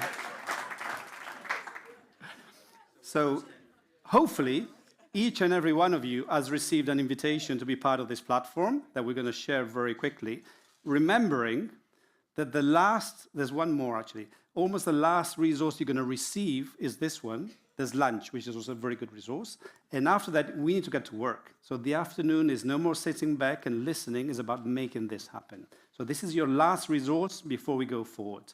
And now I think, as if by magic, my screen will be shared. I'm not sure if you downloaded the app or in any other ways. And this is it. This is your solution about where on earth do we let people know what we want to do, what we are doing, what's going forward.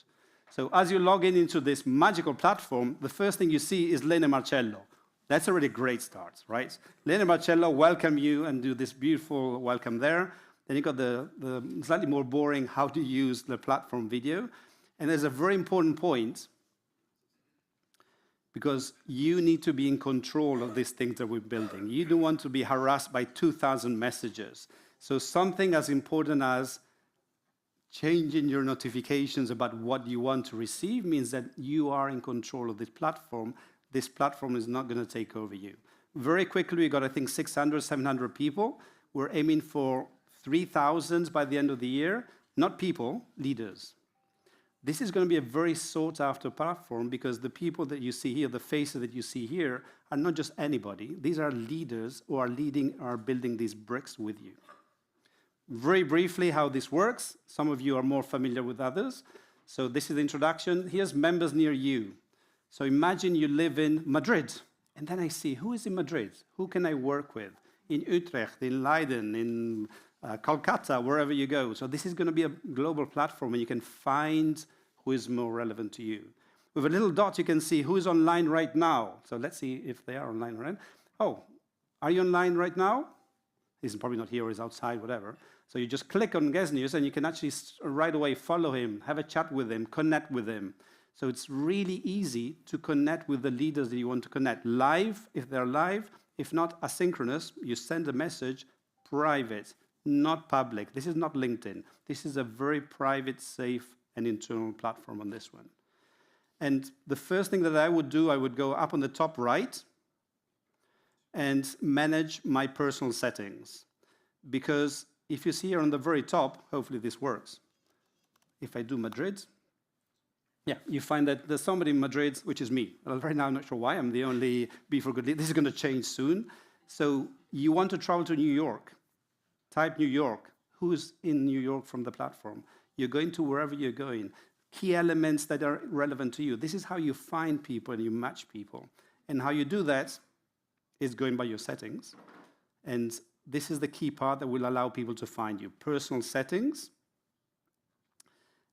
Edit profile. And this here, this box here is a short box where you can put the key elements of where you're from, the company you want to be identified with, the key elements, finance, Africa, building, whatever. And this is how you can be found by these thousands of leaders that will come in and they're looking for people like yourself. So very easy to find and to connect with each other. But then, there's a need. So you have something that you really want to share. So the feed is one of the places where you can actually post, for example, hashtag ask Be for Good Leaders. Ask BFGL. Hashtag ask BFGL. So that's a question I have for the community. Does somebody know where I can find finance? Does somebody know where I can find this? So it's really meant to be a place where we can ask and find from the community what is most relevant to us. It's also the place where we create. I'm not sure if you know, every 2 months, we have the Times, the Be for Good Leaders Times. This is the news that goes to the world. We have a database, right now it's about 30,000 people, 30,000 leaders are receiving this. And this is the intelligence that this group can collect. The next edition is coming out in December. We would love you to be part of co-creating this next times. And how it works, you see here on the left, there's areas, circles. There's one circle, which is the Be for Good Leaders times. And you can see there's a call. We mentioned there, this is the last time, to give you an idea what it looks like. The next one is on leadership. Who has some good articles? Who has some good ideas that should be featured on the next times? We want to feature you and your ideas to the 30,000 plus people that would read this next times in December. You go there, you share in this private group, you share your best intelligence, and some people have already shared here. You can see Vinicius has shared from Brazil, Mario Line has shared from Utrecht. So you can see how quickly we can share this. We then collect all your intelligence, and this will form the next times. So you see how this platform is not just to get to know, to find who's more important, to chat, connect. It's also to create the intelligence that we need to go forward, ask the help that we need. The last thing I'm going to mention is these groups, these 6 tracks. Who was in Rome? Who was in Rome for the first summit? It's your fault. You decided these 6 tracks were the most important. So you, the people from Rome, said these are the 6 tracks that we need most to really drive forward this regenerative future. Thank you very much for this. This has maintained this place. And here you can see the 6 tracks, the same concept. Who is most interested in this area? Oh, I can find people that also want to move forward in this. We're now going to process and hands up for 6 moderators, which will bring to life these spaces to meet, to share intelligence, to ask for help, to do exactly what was asked. How can I ask for help? How can I work together? How can I build the next brick? Ideally coming to these summits and to the next summits. In between, wherever you are in the world, this is expanding very fast, being able to connect with all these people. So this is the very essence of the platform that we want to share with you to see what a powerful element we have for you. I repeat for the last time, this is private, this is confidential, this is a circle of leaders. Not just anybody can be there, it's just for us. So this is where we can be safe and we can really make and build these next bricks. I will be here for lunch as well for any questions on the platform, but we are very, very excited to see how fast this is expanding and how people are using it right now to connect and to build these next bricks. Thank you very much.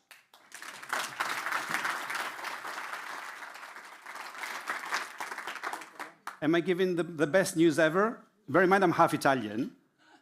Lunchtime.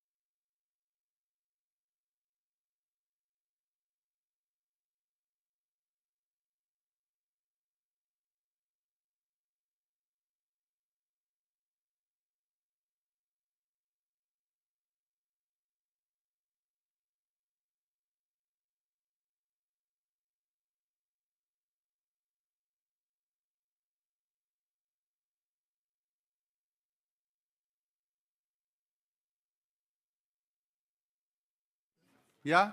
Okay. You're not in this part, eh? Oh, sorry. In I have the to go next to which one? No, to Marcello.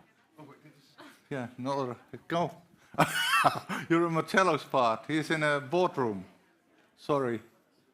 I was wondering why Paul was waiting for me, but he is in a different group. So, as I said to all of you, we have now divided over 5 rooms. So on average we have 20, we thought we have 25, 30 people, so that's about what we have here as well.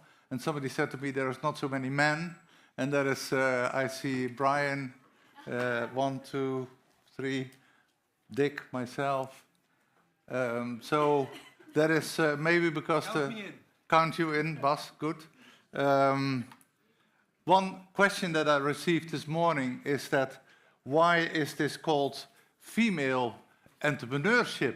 And why is, when men speak, it is never called male entrepreneurship? And that was a very good question. And I said, well, actually the title of this workshop is a little bit different, because it should have been that we speak about with 4 nominees to be the Sustainable Female Entrepreneur of the Year. So one of them is selected. Later on, you can guess who it was, and that is now we will say it at the end.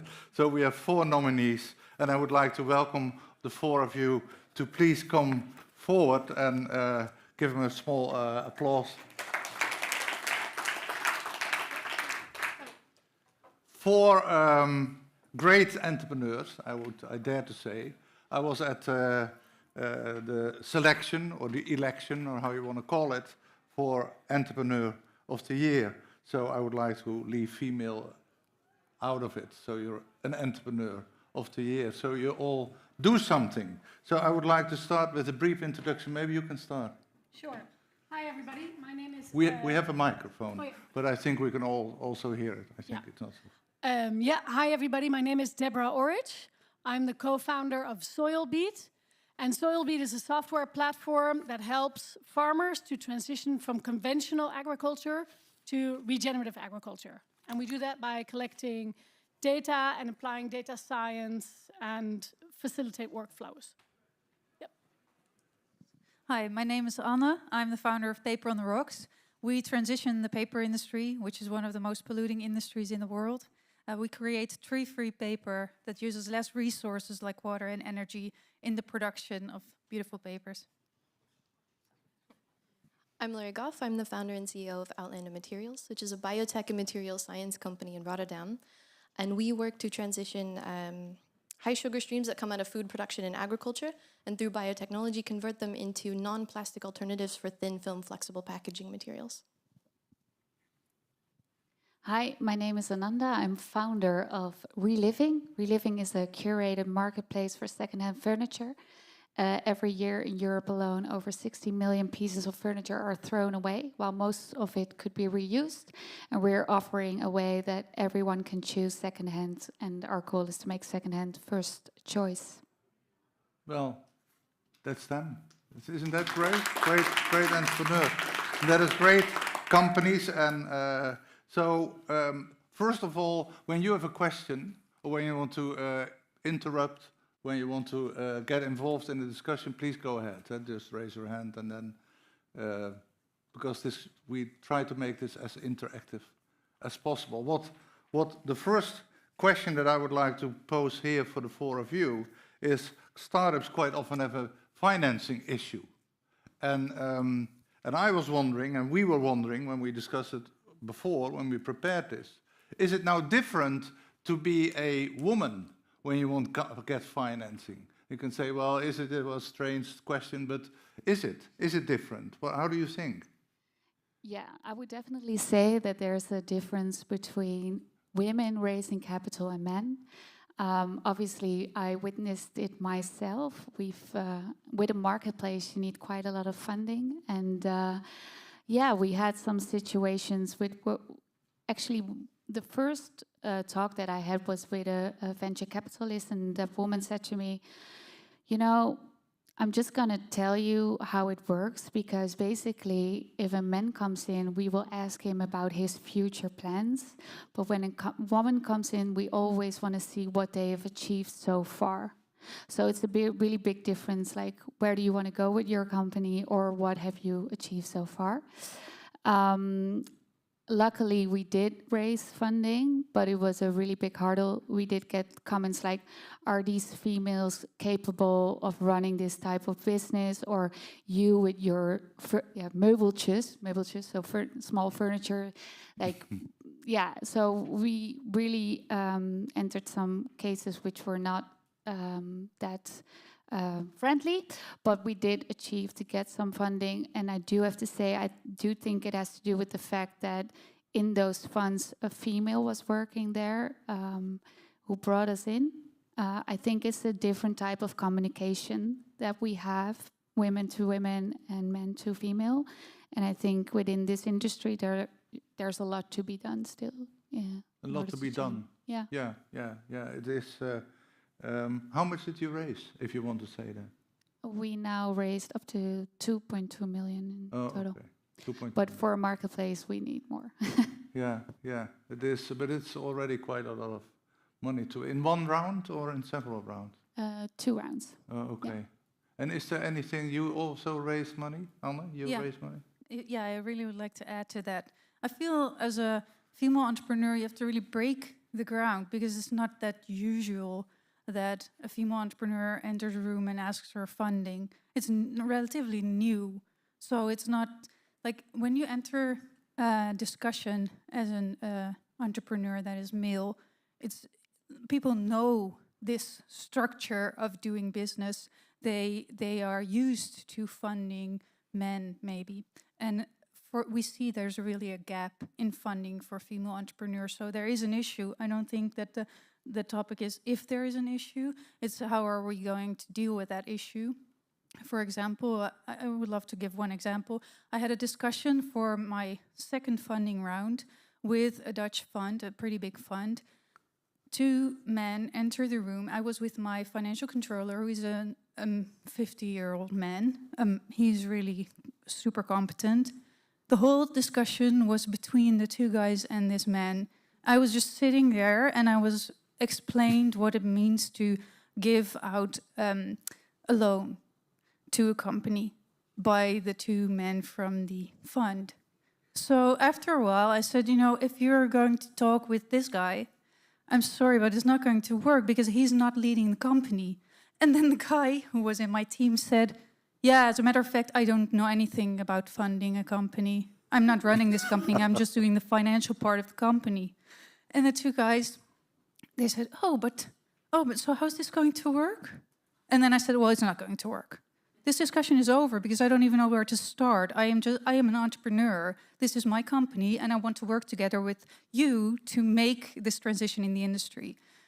So we really have to do that work and make it normal that a female entrepreneur raises money for a company that is changing the world.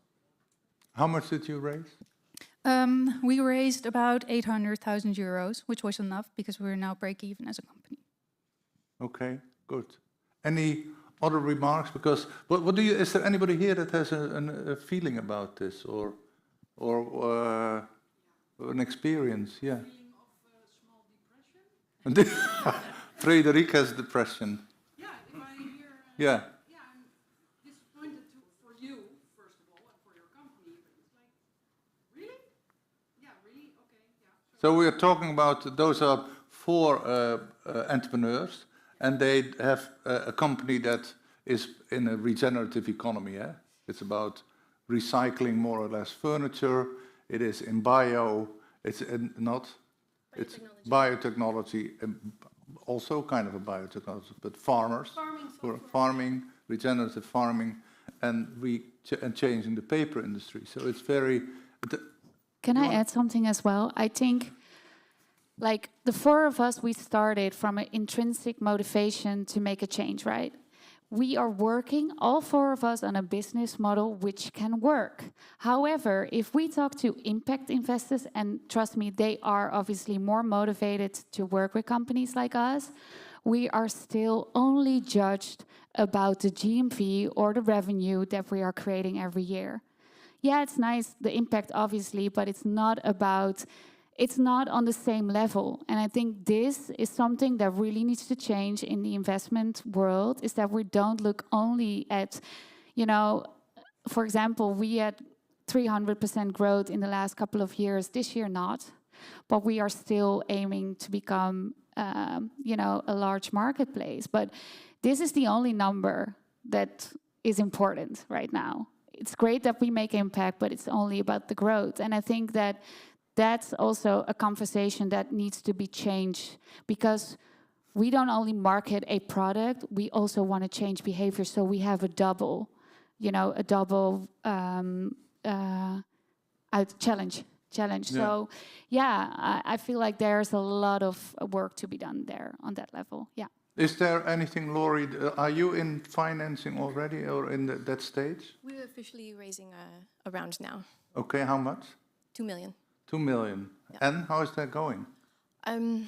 Something we've seen is that myself and many other female entrepreneurs have a tendency to be very open about the uncertainties in a process. So we doubt, we're reflecting, trying to understand where the risks are.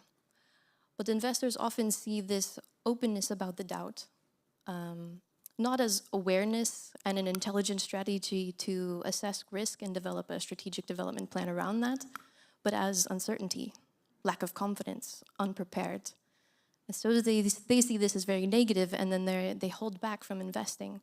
When in fact, this open expression of doubt allows you to lay out the plan. It's one of the leading factors of why female-led companies often outperform males by double. And I think they contribute $3 trillion to the American economy every year. So I think that there should be a type of re-evaluation of daring to doubt and consider that a key success factor for both male and female leaders. Do you expect that you will go quickly through your fundraising round? I expect it will be painful, but that we'll make it. Yeah, and how's your financial situation? Yeah, so we just raised 600K, and reflecting on this question, I have to say that I didn't feel a difference or being met differently as a woman. And maybe also I feel that being a woman also gives more room to have a certain playfulness around the uncertainties, or to, I don't know, I also felt that it just adds some extra, sensation to the conversation, maybe because I'm less strict or less rigid. And that also really helped, actually, in the conversations with investors. It's also like I'm okay to be vulnerable and to be open about uncertainties. And I also felt that was actually greatly appreciated. So I also think it's not a given, as it's not a standard that per se as women it's more difficult. But No, that's good to hear. If we turn those, it's not all sad. Yeah, no, exactly. And if we turn those feelings into like an advantage, it can actually also help. Yeah, that's good to hear. By the way, I'm going on with questions, and they keep on talking. So whenever you want to jump in again, jump. And that is because the other topic besides financing is that you're all fighting the status quo in a sense. You're doing a different kind of agriculture. You're fighting an industry that is very stubborn, the paper industry, almost violent, if they're almost aggressive. If you do something different, they're survival for life, fighting for survival. You are doing it different. So, is there any experience that you can share how that goes? You're fighting the existing market, the status quo, as I always call it. You want to change, and can you say something? The farmers. Yeah. work. So in my field, it's actually really about de-risking the change. And what was said earlier this morning was about facilitating baby steps. So if I can help a conventional farmer to even experiment on a small plot with regenerative farming, then that's, for me, that's already a win. And if he's then confident about a small step, then I will know that he will slowly increase his openness to regenerative agriculture. So if I go in full force, I will meet resistance. If I like wiggle my way in with little baby steps, then that helps. Yeah, the baby steps, for those who were not here this morning, was used by Marit from Albert Heijn, making baby steps. All the baby steps together could be bigger than the big step. And that is if you add them all up. So that is a nice example. And how is that for the paper? Yeah, well, about the baby steps, well, I didn't go in with the baby steps. So I went in with a straight leg when I started my company, and that met with a lot of resistance, which in the end was good, I think, because now all of a sudden the Dutch paper industry as well wants to change. And this is something that I know from the people who have been in that industry to try to changes for the past 30 years, left the industry because nothing happened. They now joined forces with us because they do want that change, but nobody ever created the room for it to exist. They were just fighting to stay alive.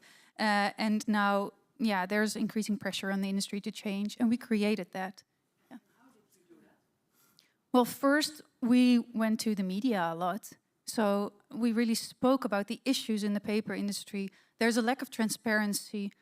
We don't talk about the issues of making paper, which is that we are polluting our waters, we are destroying the ecosystems in the forests, and we just ignore that fact because there's this whole narrative that cutting down a tree to create paper is circular because we can plant a new tree, but the tree takes up to 30 years to become a healthy tree. Then it also needs an environment where there's a biodiverse situation going on, which is not the case anymore. It's just a plantation. And that is the narrative that we pushed. And that was met with a lot of hate and resistance. We got a lot of emails saying, you know, you're destroying us. And we replied, yeah, you're destroying our forests. So I'm sorry, we're not going to go away. But you can join us because we do want to work together. And now, after 8 years, we are working together. And this has also to do with the fact that we show what we can do for them, what the alternatives are. They are available. So it's not enough to just go to the media and say, you know, this is going in the wrong direction. You also have to create the new. And I heard some violent stories from Anna, really, really aggressive, that you think, well, wow, what is this? You know, and that is that something in the furniture industry, for example? I think that's much more friendly, or not? So friendly, yeah. They're all my calls. Yeah, the meubeltjes. Yeah, I think what I really so the reason for me to start this marketplace is also because I've seen the impact, right, of a Vinted on the clothing industry and all the awareness that started about the impact of fast fashion. And yeah, I think the media is really helping, not even, you know, in awareness, but also in legislation, right? And now you see it in all the parties, and yeah.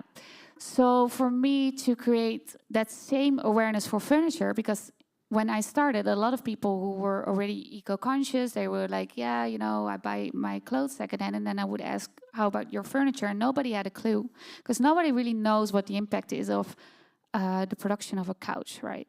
Well, I do now, but it has quite a big impact. So yeah, for us, it's more about showing that every item which has a small scratch or anything has value, you know? So what you see in the retail industry with furniture brands is that whenever an item is damaged, it will be thrown away. So for example, with the retouren, the returns, yes. A big problem is that once it's being returned by a customer and there's like a little scratch on it, they will throw it away. And I think that whole perception of how do we change this mindset that when something is damaged, it has no value anymore, it's being afgeschreven, that how do we change that around into a more circular model? So what I am doing actually is talking to brands, but also, like, for example, we started a collaboration last year with Vonk and VT Wonen. We are now selling secondhand furniture on their platform to show, like, secondhand isn't dirty, secondhand isn't old or for cheap. It's cheap, you know, for people with a small income, but it's for everyone, and we should be more thinking of how we can reuse our stuff more. So yeah, it's nice because we can talk with the brands and they're open to it. But I think the whole perception, actually, quick, is that I had a talk yesterday with somebody of one of the largest retailers of fast furniture, and they were like, "We're just gonna change if legislation is pushing us. Otherwise, we will not do it." You know. Yeah. So yeah. And Laurie, is that in your biotech industry? Are you new coming in, or are you also pushing, or are you a dangerous threat to people in your industry? I'd say we're the new kid on the block, and we're very welcomed within biotech, and packaging, surprisingly, is a very accepting industry where they're really open to innovation and they want it. So we have regular talks with them. They're excited to look into new materials and see how they can incorporate them. And we find that we have the same challenge, is that we struggle to scale up and meet the capacity that they require, and they struggle to have these new materials be at that capacity. So we're trying to find ways so that we can meet this in the middle and move forward. Yeah. No, I can imagine that if you have an old industry, the paper industry is of course pretty old, 100 years old, and that is that they are more afraid than a very innovative industry that you're in, Laurie, or not? Yeah, if I can add to the scaling issue, because that's something that we are also facing.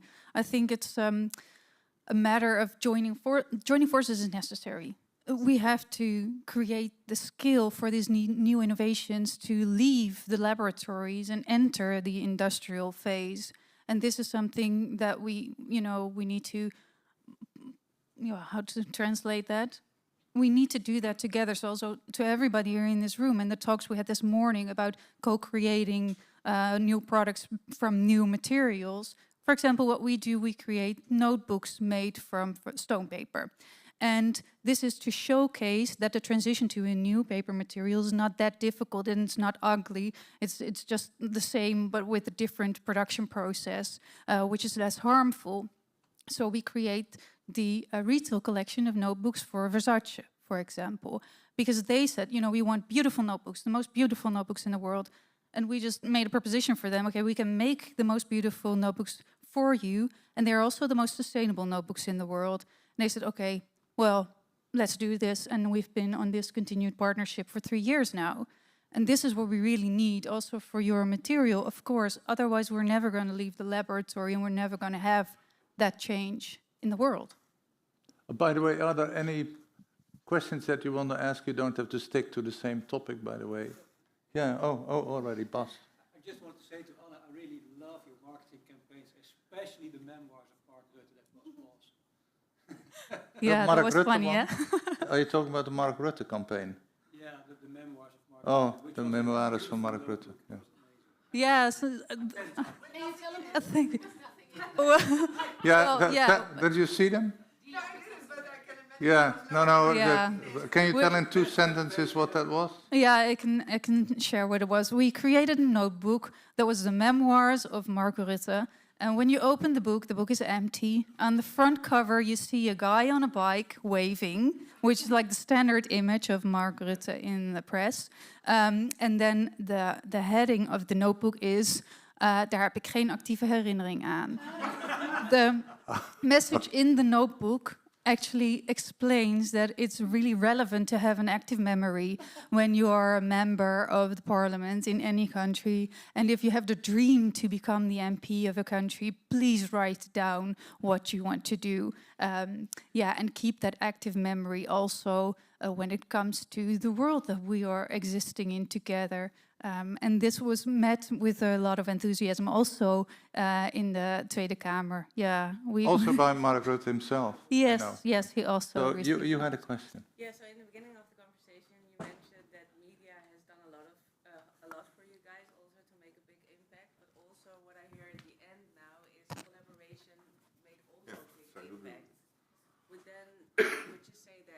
collaboration is the most?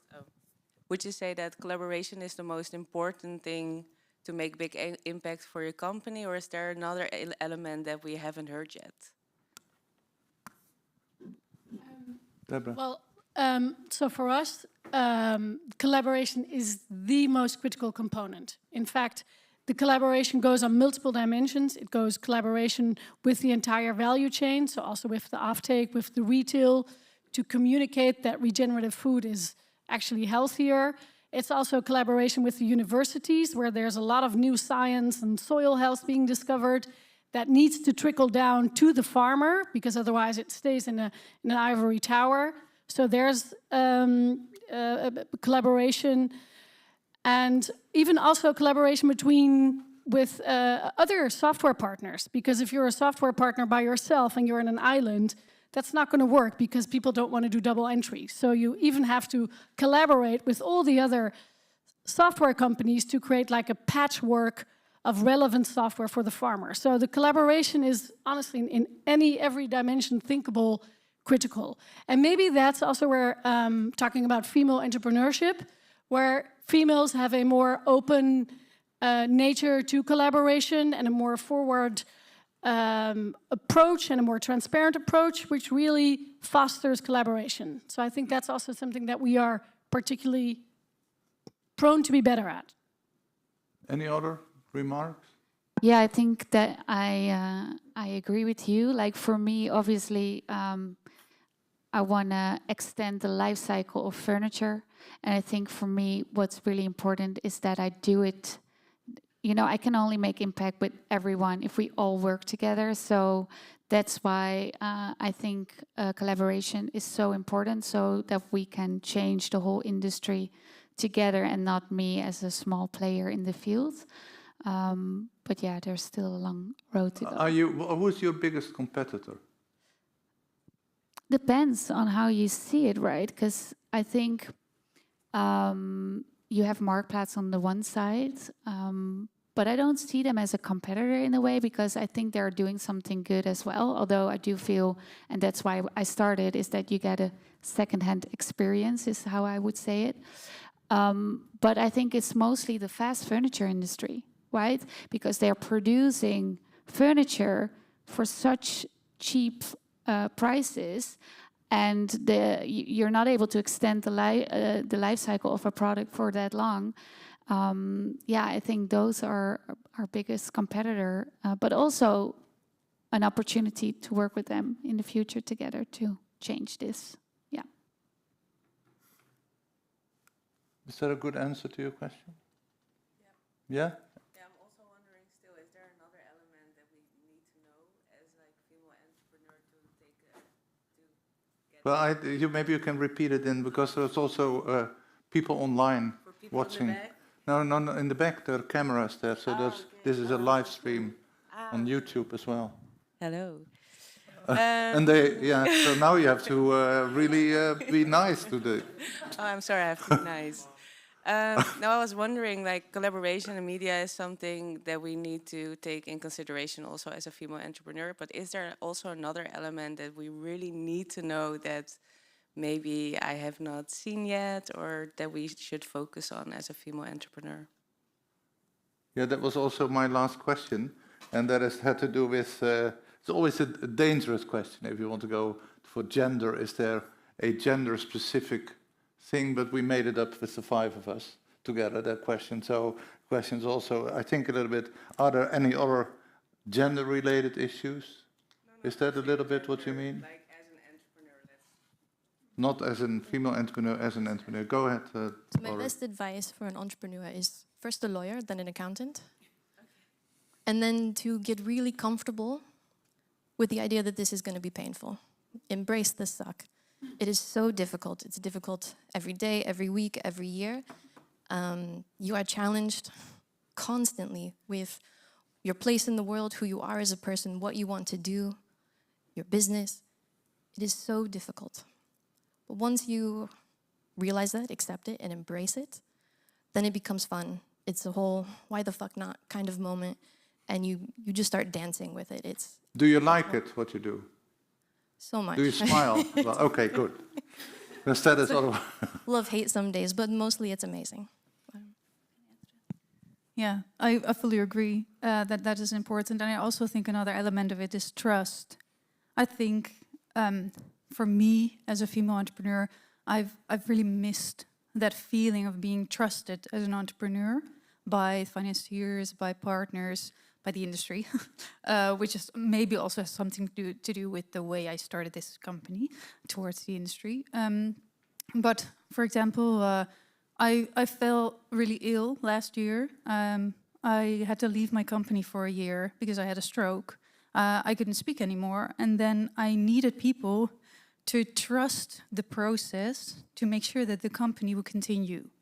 And if I wouldn't have had the partners that I had, like the financiers and the team, who trusted that they were also capable of moving this forward, and also would trust that if I would have been able to speak again, which I am, I would return and we would go at it again together.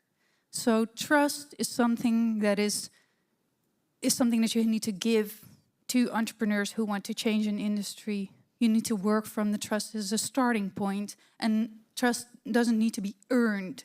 You don't need to earn it by showing that you can create the change, but you have to be able to have the trust and the space, the safe space to work on it.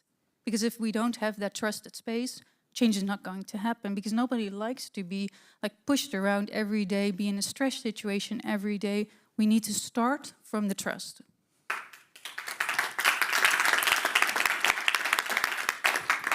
I give you this for a minute only. Thanks for your inspiring stories. My question is, like, what would you need or want to add to the B Corp movement, being female founders of these wonderful companies? Is there anyone who wants to go first? No, but you don't have to be a B Corp to answer the question. You're asking what can you give to the community of B Corps? What we could give? Or need. What do you need from the community? What can you...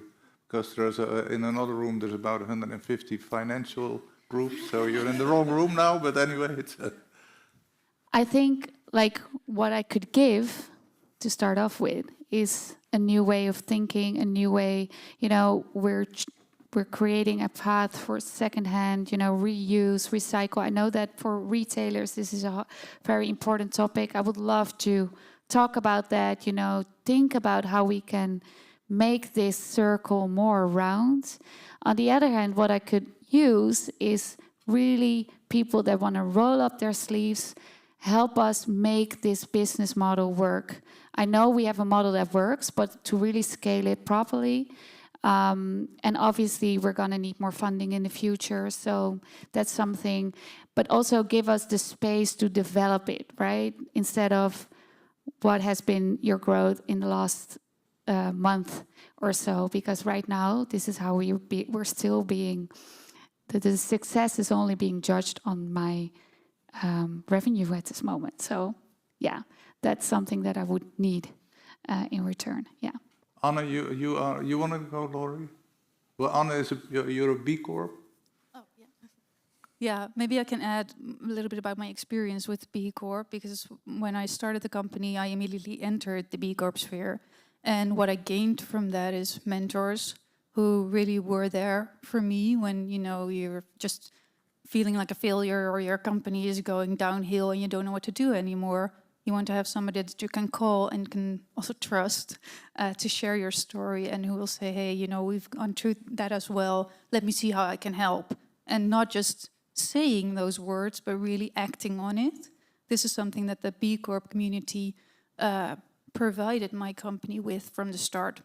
And also something that I would love to give back now for new entrepreneurs, because you need to have others to surround you when you create a change. I think something that would be phenomenally helpful would be a new imagining on how startups, particularly deep tech or sustainable startups, are funded.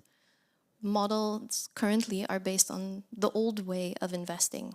And subsidies are also really not that helpful. They're there, but they still slow down innovation.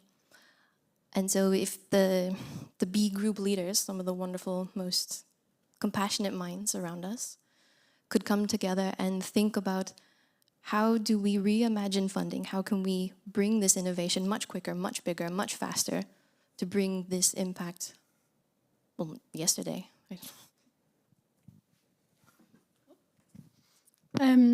What I would really welcome within the B Corp movement is an opportunity to talk with supply chains on really how we create system change. And one of the barriers in the system chains, especially for the farmers, is the whole discussion around risk. So how do we de-risk for actors in the value chain to do that change? Like what is, how can we accommodate that, and how can we make it for all the actors equally interesting and equally risk-free? And I think that is a dimension that is that needs a bit more attention in the whole quest for system change, in food system change. So I would welcome that discussion, and I would love to engage on that with supply chain actors. Do you recognize that, Anita? The food chains and the risk, the de-risking, the small steps in the food chain. Anita is from Albert Heijn. So, or am I surprising you with? You're surprising me, but that's fine. Yeah, no, I'm like it's important to. Because they are working, of course, with the food chain, and you are helping the food chain in baby steps. We learned that.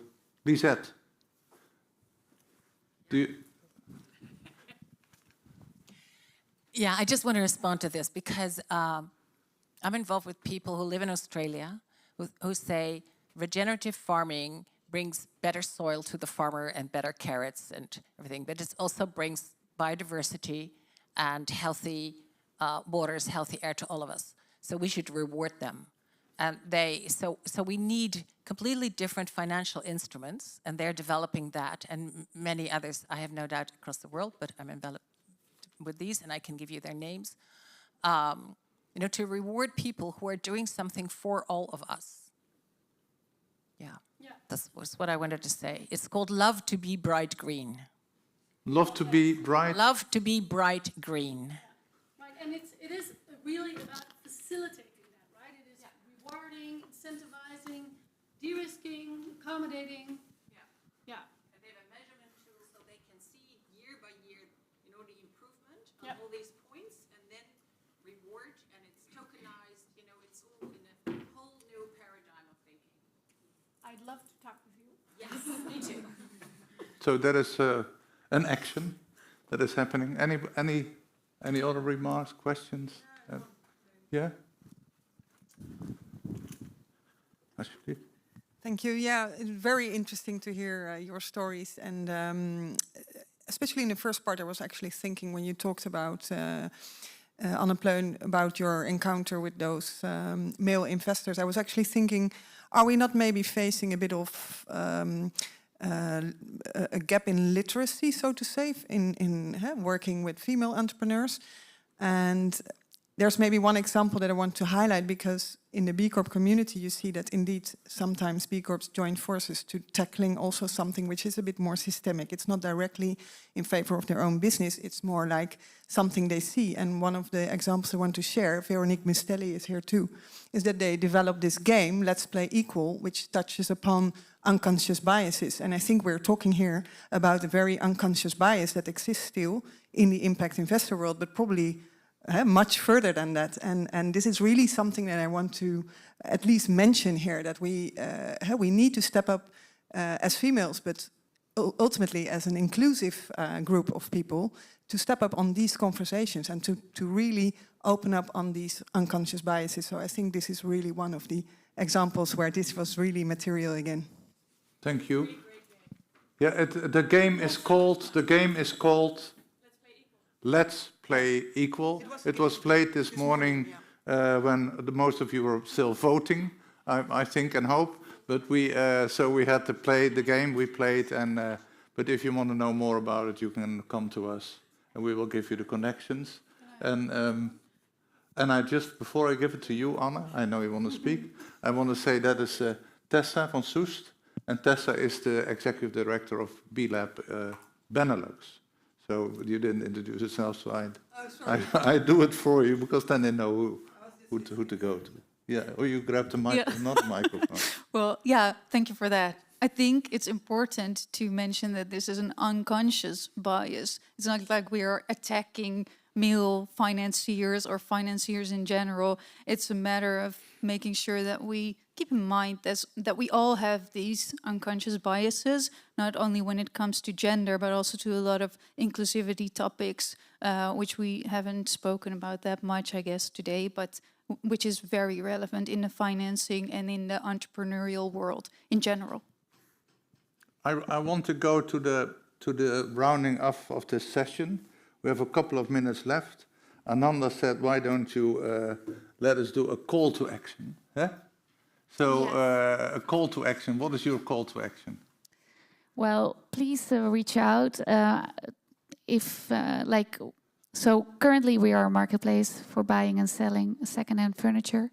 We want to work to become a circular marketplace so that we, really take the whole supply chain from beginning to end and work towards becoming that circular marketplace. So if there are people who have experience in this field, please come and talk to me, because I really want to change this industry with other people. Eventually, we're going to need capital as well to scale up our company. So if that's something you want to do you have into. a call to action, Deborah? Thank you, Ananda, for this call. I guess my call to action would be a little bit on what I said earlier. I'm really looking for coalition partners to help facilitate farmers in the transition to regenerative agriculture. So if you are an actor somewhere in the supply chain or a knowledge institute, then please come and reach out. Yeah, I also have a call to action. If you're using notebooks in your company or you have notebooks in your retail, please reach out, because we want to co-work to create sustainable notebooks that don't use any trees anymore. That's my call to action. Maybe, Anna, you can, because you say stone paper, some people make jokes that you need to work hard to put a message on the paper. What is it? Is it made out of stone, or what is it? Yeah, well, we have multiple paper alternatives. So we have one which is made from stones, minerals, and that is bound together by a glue in a heating process. So it doesn't use any water. It uses 1/3 of the energy compared to regular pulp paper, but it feels different. It feels softer and it's a little bit heavier. Then we also have paper made from agricultural waste. And we have one paper type that is now leaving the laboratory phase and entering the industrial phase, which is really difficult. And that is made from Dutch grass, 100% local paper. So we need partners in that. So it's like not Dutch wind that Dick is doing at Eneco. That green, that is Dutch grass, also green. So, Laurie, what is your call to action? Oh, a question. Sorry. I will run to you, because then people outside of this room online can also hear your question. Thank you, Lee. Alsjeblieft, Nikki. Really fascinating stories. I really enjoy listening to them. And I have a question. I just learned through all the product innovation and product process, making products more sustainable in the cosmetics industry. I learned that we always have to look at LCAs to really determine what's more sustainable than before. What are your LCAs compared to wood? Well, we do have LCAs for life cycle analysis. Life cycle analysis, where you kind of compare really the origin, where the material comes from, what the production process, the shipping, blah, blah, blah, until the end, until the waste of a product. Because there's so many elements that you need to look at everything in order to determine what's more sustainable than the other, actually. Yeah, I think that's a really relevant point. The agricultural waste paper has a 67% lower footprint in the LCA calculations compared to regular wood pulp. Then we have the stone paper, which has a lot of savings that were certified by Kiva and Cradle to Cradle, but there's not the possibility to create a a closed LCA at the moment because we don't have a recycling stream in the Netherlands yet for the stone paper because it's a different process. So this is also a hurdle that you need to get over for that material. But I would be happy to share all the information about that as well. And the material that is now leaving the laboratory and entering the industrial phase, we need to create the LCA. So we do have the laboratory results, but we don't have an LCA yet because we first have to have a working material. Yeah, but I would be happy to further discuss. Perfect. I didn't forget you, Laurie. So you still do the call to action, and then we really have to go ahead. Then in order to wrap it up, I'll keep it on the packaging theme. Companies that are looking for alternative packaging and very interested in discussing like the end of life issues, because there's a lot of uncertainty happening with legislation across the EU with the end of life of packaging, I would very much like to discuss that further with you. Good. Is there one final question for anybody? I don't want to leave Lisette. A question, not a you always have the last question. Yeah, you want to stand up even. Well, I come to you towards you. No, okay, go. No, and I'm sorry I missed the beginning of this session due to an interesting conversation. But apart from bringing circularity and bringing new projects and products and ways of thinking, are you also structuring your company differently from the boys' game, so to say? The boys' game, okay. So being quickly, is there a different way of organizing your organization, or do you think it's basically the same as any other company? For me, being a startup, you have to be super smart about how you spend all your money. So we're really steward ownership, for instance. We looked into steward ownership, but frankly, we've met a lot of resistance in fundraising for that because investors aren't. It's still too new for investors. And they feel they don't have enough control. And in the end, investors want control. So we... not all of them, not all of them. Later on, you should talk to Lisette about steward ownership. Yeah, that's why we said, okay, then no steward ownership. Any other big differences? Well, we are working on restructuring the company right now. We started as a regular company. We also attracted some regular investors, apparently. So we have a lot of conversations right now to restructure the company. Also because, yeah, it really highlighted last year my falling away, that it's not that wise to have a company that's on my shoulders. So I really want to change that, but it's a difficult path, yeah. We don't have a formal structure that's different. Only the way that we operate internally is predominantly flat. So everything is discussed when we keep open transparency as one of the key factors. Ananda? Same. So, and then I would like, with that, Ananda, I would like to say that Ananda became she won out of the 4 great, I would say, all fantastic. It's not a decision that I'm making here, by the way. It was the whole process, and this happened a couple of weeks ago, or maybe a month ago, and she was selected as the Female Sustainable Entrepreneur of the Year. So, thank you all for being here. We have a break, I see in the agenda, and for about half an hour, and then we start again here with big and small companies working together. Albert Heijn, Eneco, and several small companies, like Mud Jeans. Sorry?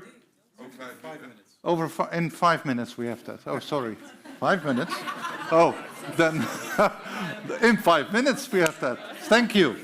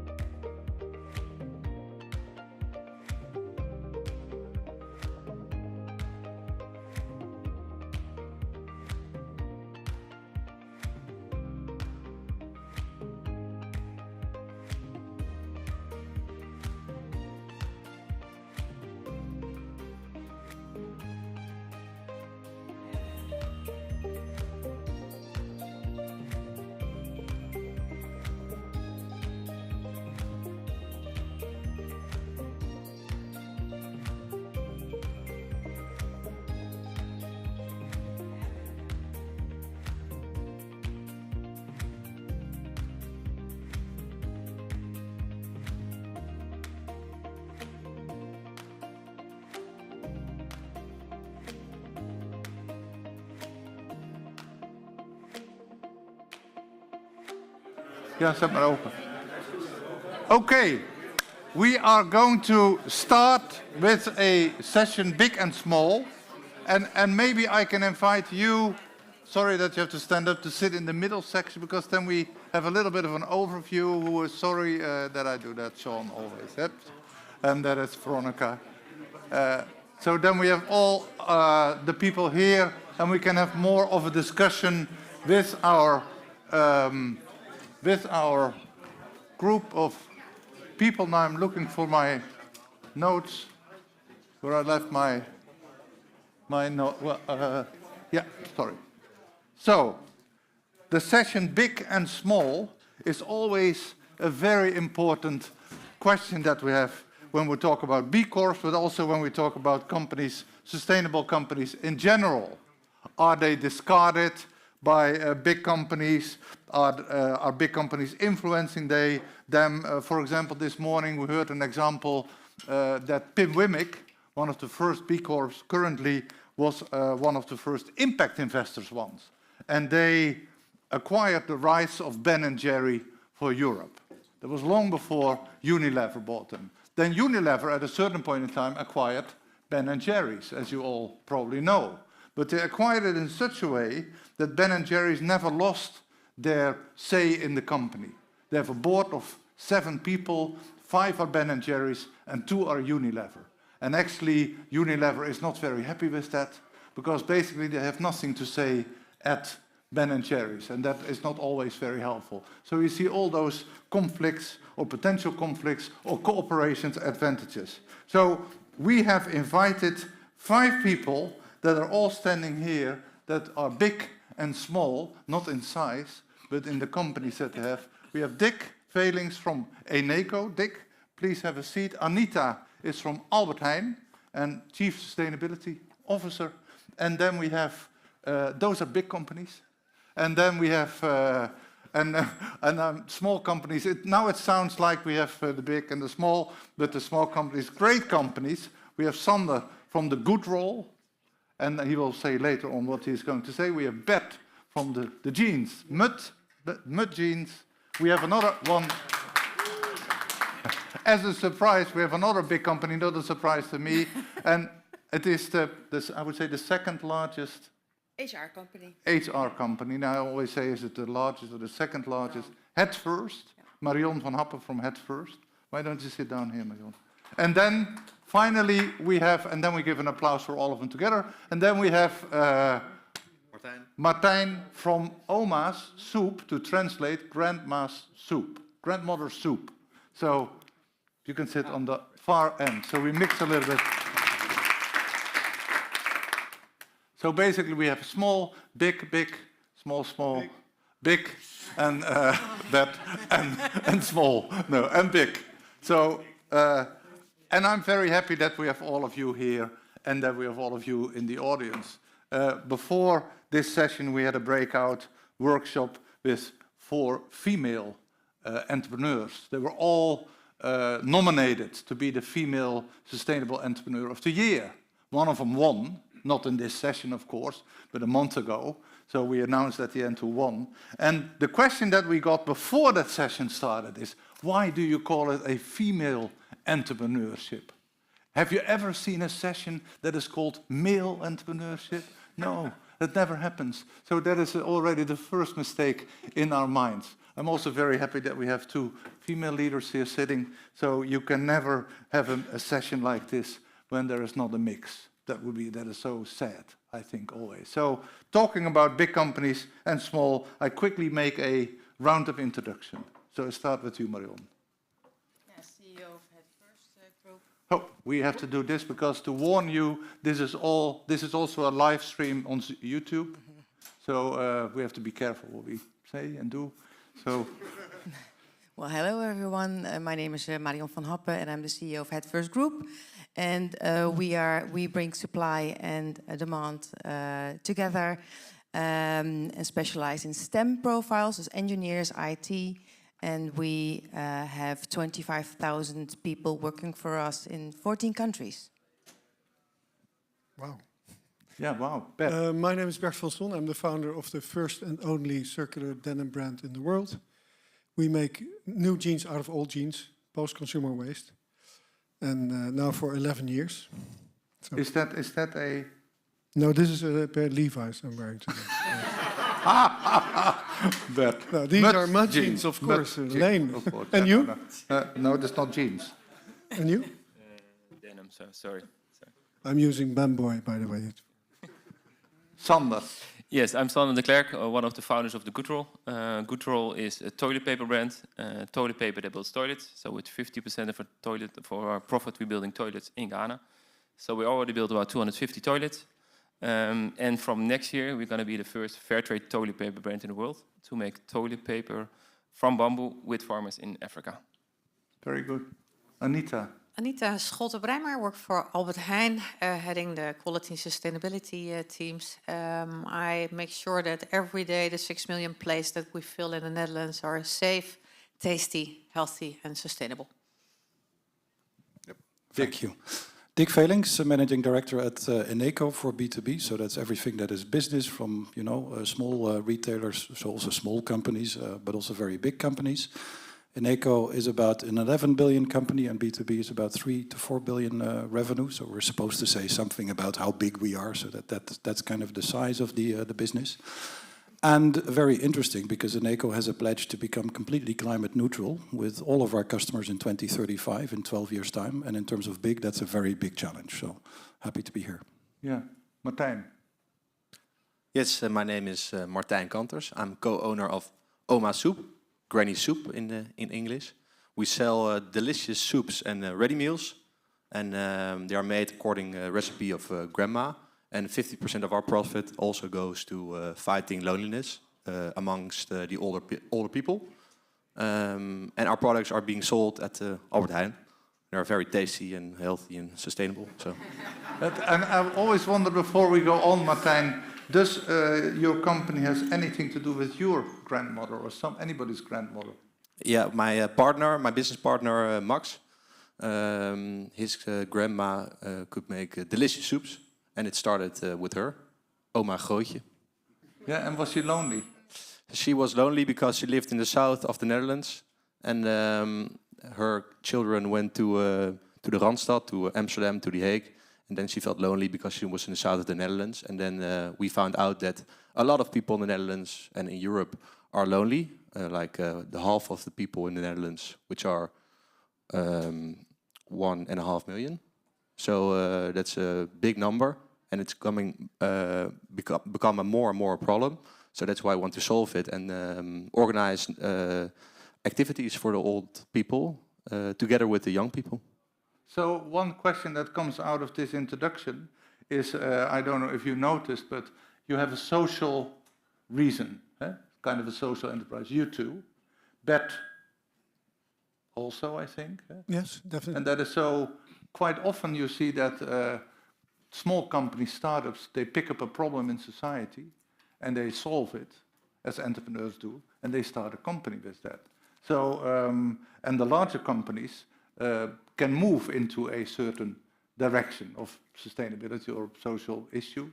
Is that, so my question would be to the big companies, is that, are you being influenced by what you see those social enterprises do, or do you pick up that, or how does that...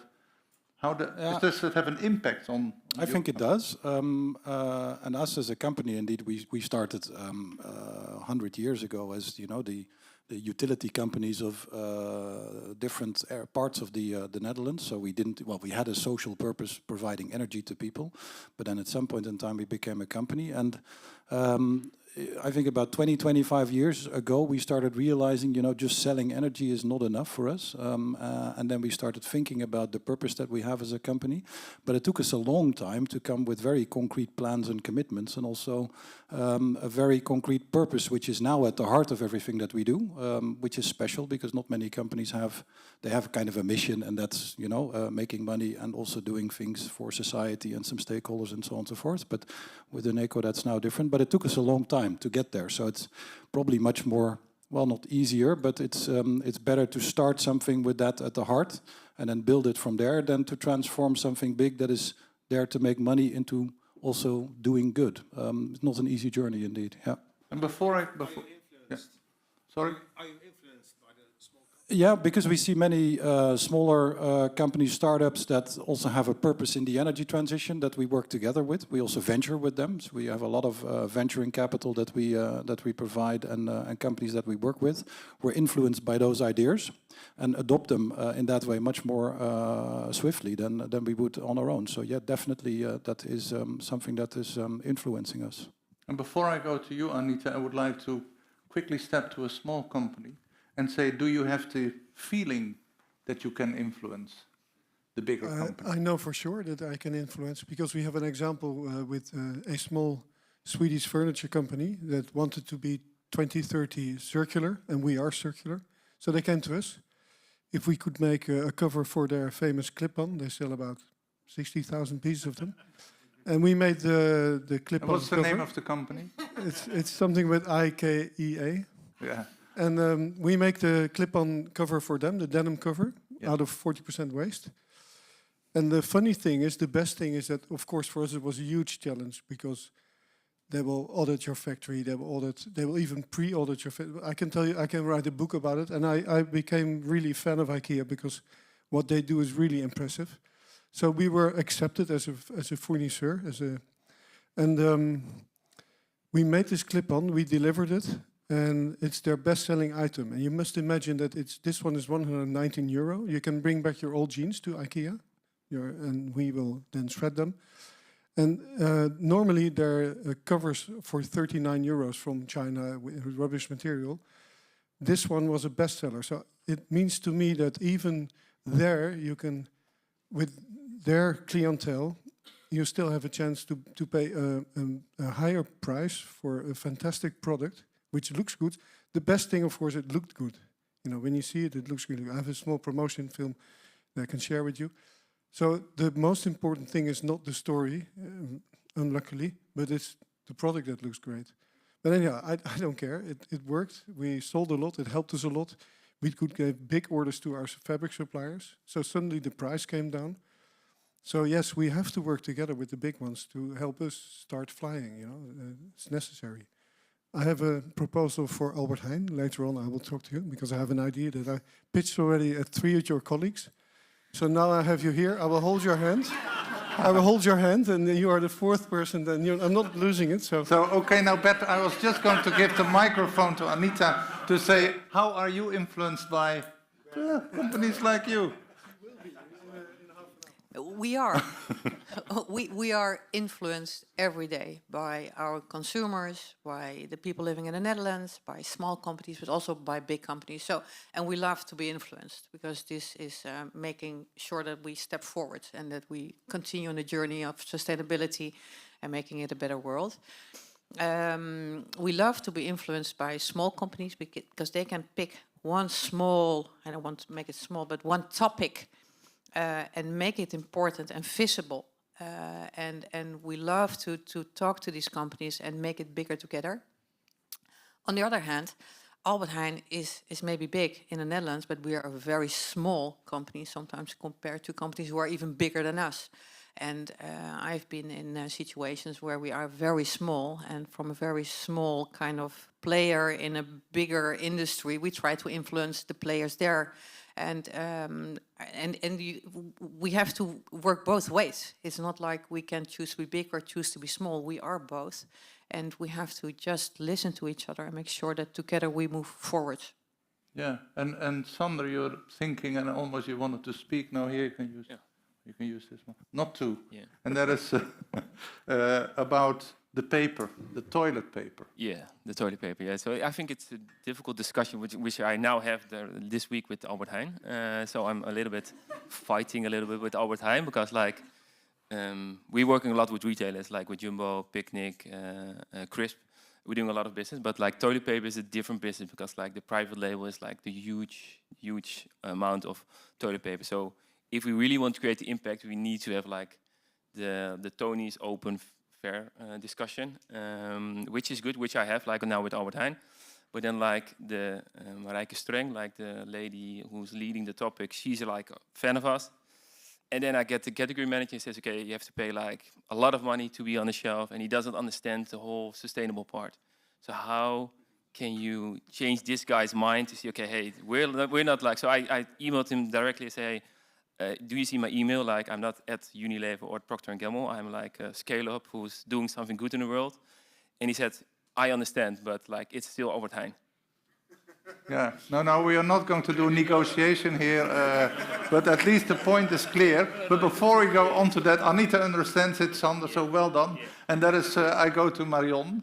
Marion is almost, I would say, when I spoke to Marion, it's almost a little bit like, if you think about sustainability, it has all kinds of aspects. Many people think it's only about CO2 and the climate, but there are many more aspects, like the social aspect.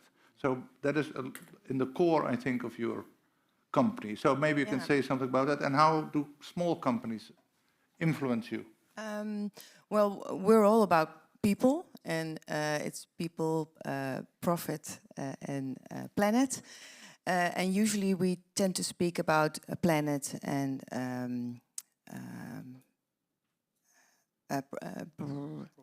profit. And I do believe that you can make great profit with people involved, but it's also a large discussion. My role is to grow the business further on an international level, and my focus is to grow EBITDA, to make sure that we have enough money to roll out our business internationally. And what I learned from smaller companies is that they have a very bright and a different look at how to run a business. So we work with over 7,000 smaller companies who are supplier to us, and they give us great ideas, but also how to retain teams, how to be a great place to work. Because I learned that great places to work earn 7% more profit than other companies who are not a great place to work. If you talked about having a purpose, if you have a purpose which is clear to talent, you will gain 30% more profit. So it's a great learn from startups who think differently than, for example, my company. What is a large company? I still think it's a speedboat, but maybe it's more of a tanker. And I use a lot of knowledge and brain power from smaller companies to help me change into what the companies we work with, and those are the blue chip companies, also in the Netherlands, what they need. So they're a great help to us. Yeah, but this morning we had Charlie McGregor in one of the panels, and Charlie McGregor once said that he has great difficulties to explain to his investors why they should invest in him, and they're doing different. So you now just gave two numbers, like talented people want to work in companies with a purpose, and then you gave another example of people, great place to work. So that is that brings the purpose, the profit up, and that brings investors in. So big and small. Geert wants to ask a question. I have a microphone. No, Geert, no, because we have people outside that cannot hear you. Yeah. 1 second, yeah. Do you also reward the small companies for their contribution? Yes, we do. The companies we work with are usually small detacheringsbureaus, temping agencies, and we don't mind if they're large or very small, but if they're specialized, we complement them with their expertise and we help them grow. So they like to work with us, and we complement them with growing their business. Bert, sorry, and then I come to you, Dick. Can I add something? We started 11 years ago. We have a lot of talent attracted to us, that's true. Some start as an intern. We are now at our third sustainability manager. The first one left to Tommy Hilfinger. The second, I can't remember. The third just left also for a company in the south.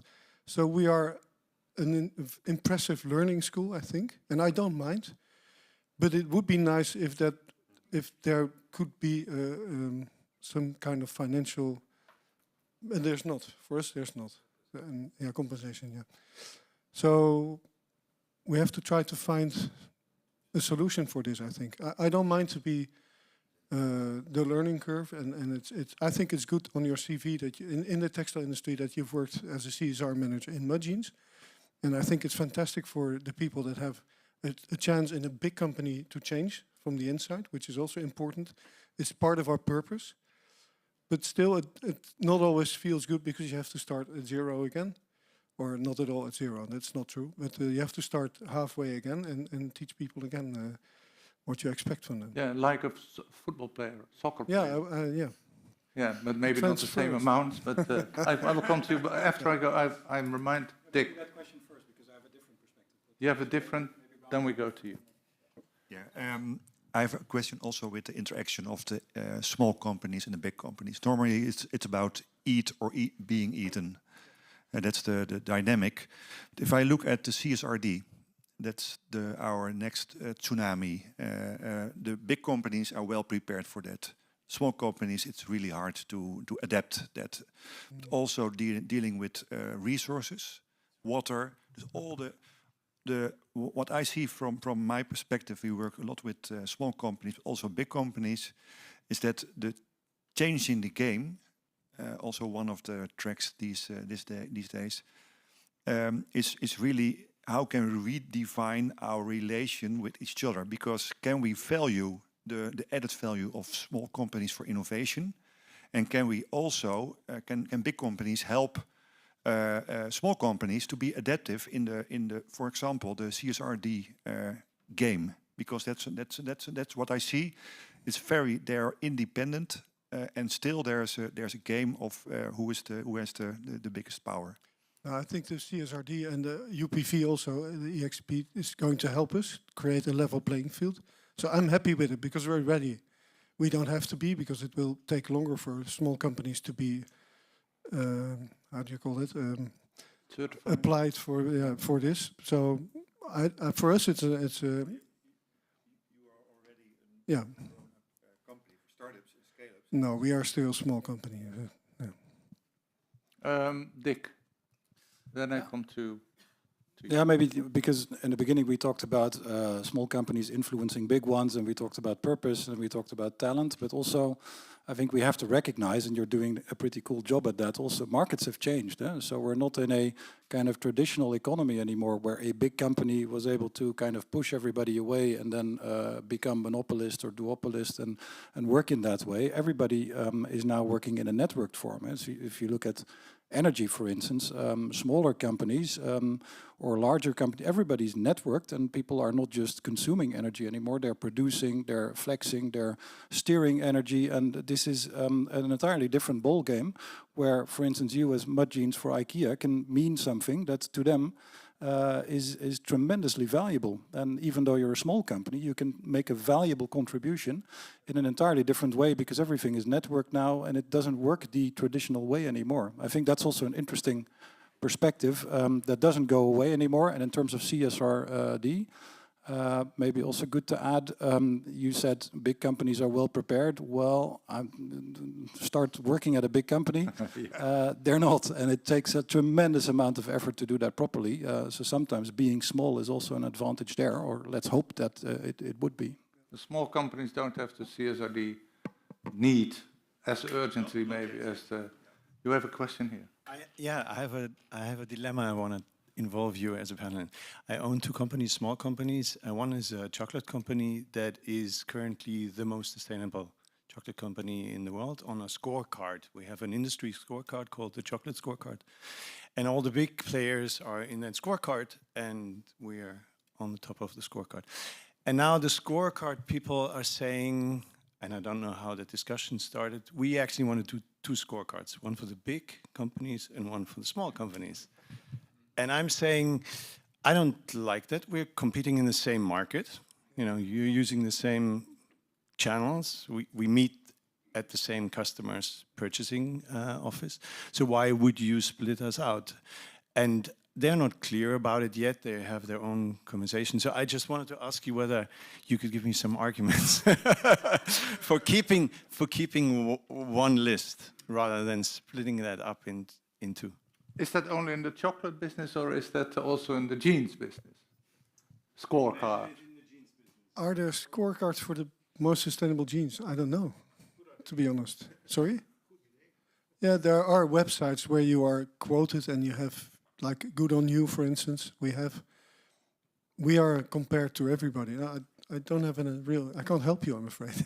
I come back to you, Anita, because you just earlier grabbed the microphone. My question that is a more philosophical question. It's like, would you split it up or keep it as one list? So I can answer from the perspective of being a retailer. We are kind of dealing with 35 scorecards every year. And sometimes we're big and sometimes we're small. The idea of the scorecard is really to help all the companies on the scorecard forward, to make, give insight in where you can improve. So that's, I don't think it matters if you're big or small. You can always learn from the outcome. What is very important with all these scorecards is that the quality of the scorecard is good enough to give you the insight that is needed. And I think here the scorecards could be benchmarked among each other as well, because some scorecards I find very good and some of them I have room for improvement. So it's, I think you should move out of the discussion to split up big or small companies in a scorecard. How can you reshape the scorecard so it's good for everybody? Maybe I can make a sidestep to Martijn and Granny's soup. And not about scorecards, but about how you see your need for larger corporations in the world, because I assume eventually you want to grow, and what you can do yourself, and the size of what you're doing now. We want to grow, but we need the bigger companies to grow and to believe in us. And what Sander said, I can imagine, because it really depends on the people, like the category managers at supermarkets, who make decisions, who can make you grow or help you grow by making a decision to put you in the assortment. So we are really happy with Albert Heijn. The guy believes in us, so he helps us grow. But we have this problem with other retailers who make the same decisions, and we can't do anything about it. So, yeah. And is your story ring? Because I can imagine that for the big companies, it's not always easy. I'm also looking at you, Marion. You have a story, to express that story, because you also have consumers, and maybe they're not interested in that story. So how do you see anything there, Marion? That because you are an agency, you take care of your people, you try to make them as happy as possible. But I can imagine that you have suppliers who have a story to tell. Of course, and it's a difficult situation for us to elaborate on this, because our large clients, where we have, for example, 500 ITers, developers working at a IT implementation, they ask us, how do you get across our CSR policy? If in the 500 developers that come from maybe 30 smaller companies, how do we impact the CSR policy with all those companies? It's I like what Dick is saying about the network. I always talk about the ecosystem, and that's what together makes us interdependent and stronger. But it's really difficult to achieve.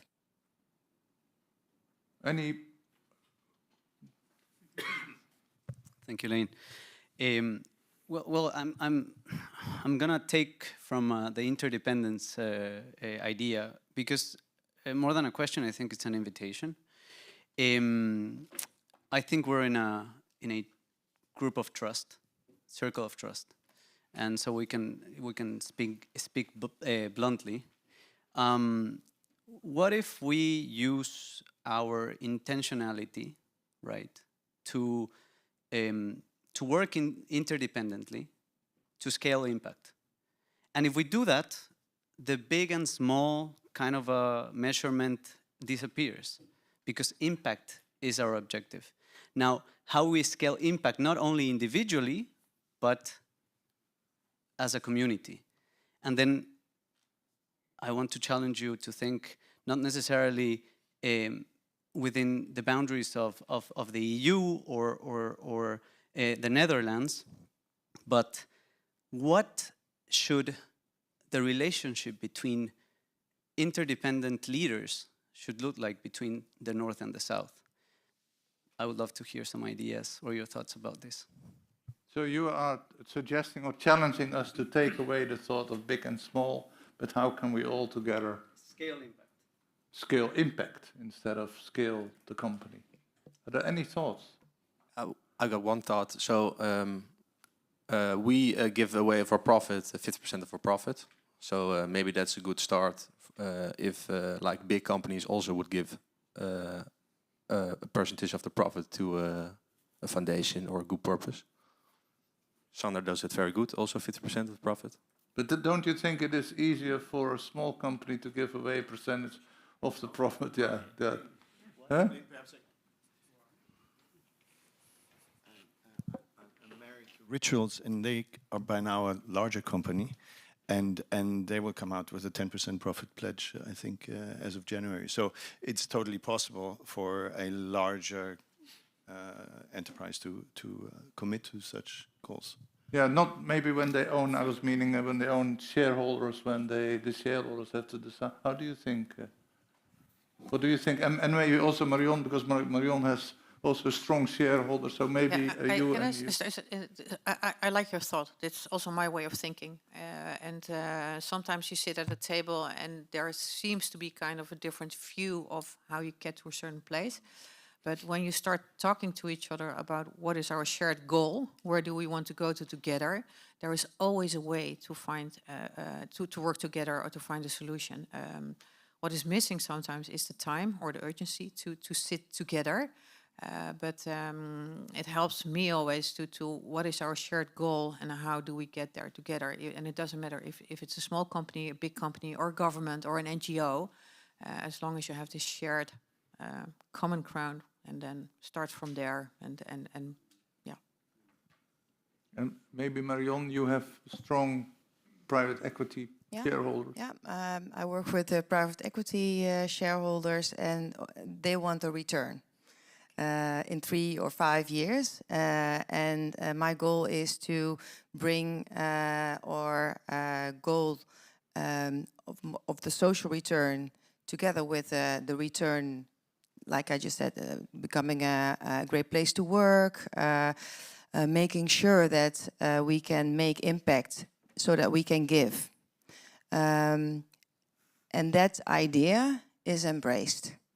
So not only profiting of the organic growth or buying companies, the buy and build strategy, but the idea that your company is more successful, gaining more profit when you are a sustainable organization.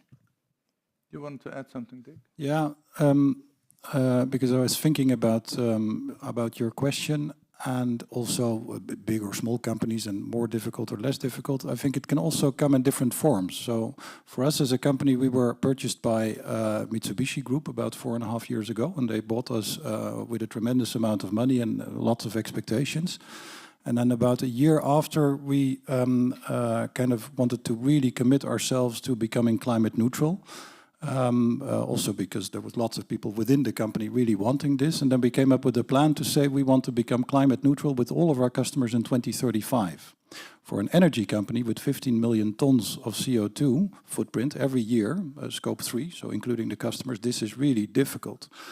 And our shareholders, they were looking at us like, you are crazy, you cannot, you will not have a company anymore. This was literally said by the shareholders in supervisory board meetings and so on and so forth. And then we started thinking about it and developing this idea. And in the end, we together agreed to this commitment, which costs a tremendous amount of investment. If we would not have the kind of dropping CO2 line every year, we would be able to make much more money. But this is our contribution to society. So it can be money, it can be a profit pledge, but it can also be this type of pledge. And with that, we try to show to the energy sector, you know, you can actually do this. You don't have to say 2050, 2060, that type of stuff. You can actually do this much faster. So the contribution can also become in that, come in that format. And in terms of leadership, I think this group here, you guys, you were showing, or well, the fact that you are together and you can have this discussion with Albert Heijn in this way, also shows us something about how big and small doesn't really matter if we're on this stage and kind of negotiating together. So that's also a mechanism that you can use.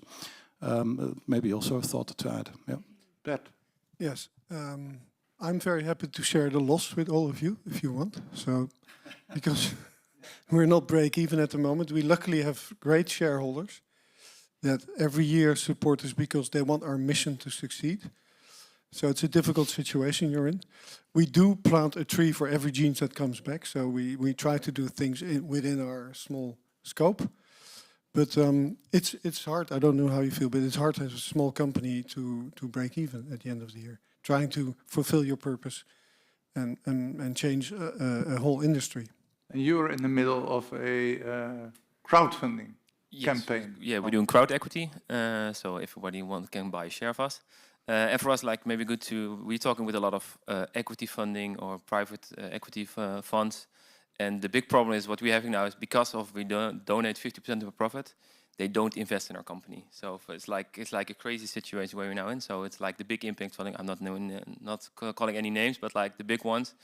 They don't invest in us because we're doing the 50% for net profit. So it's, I think.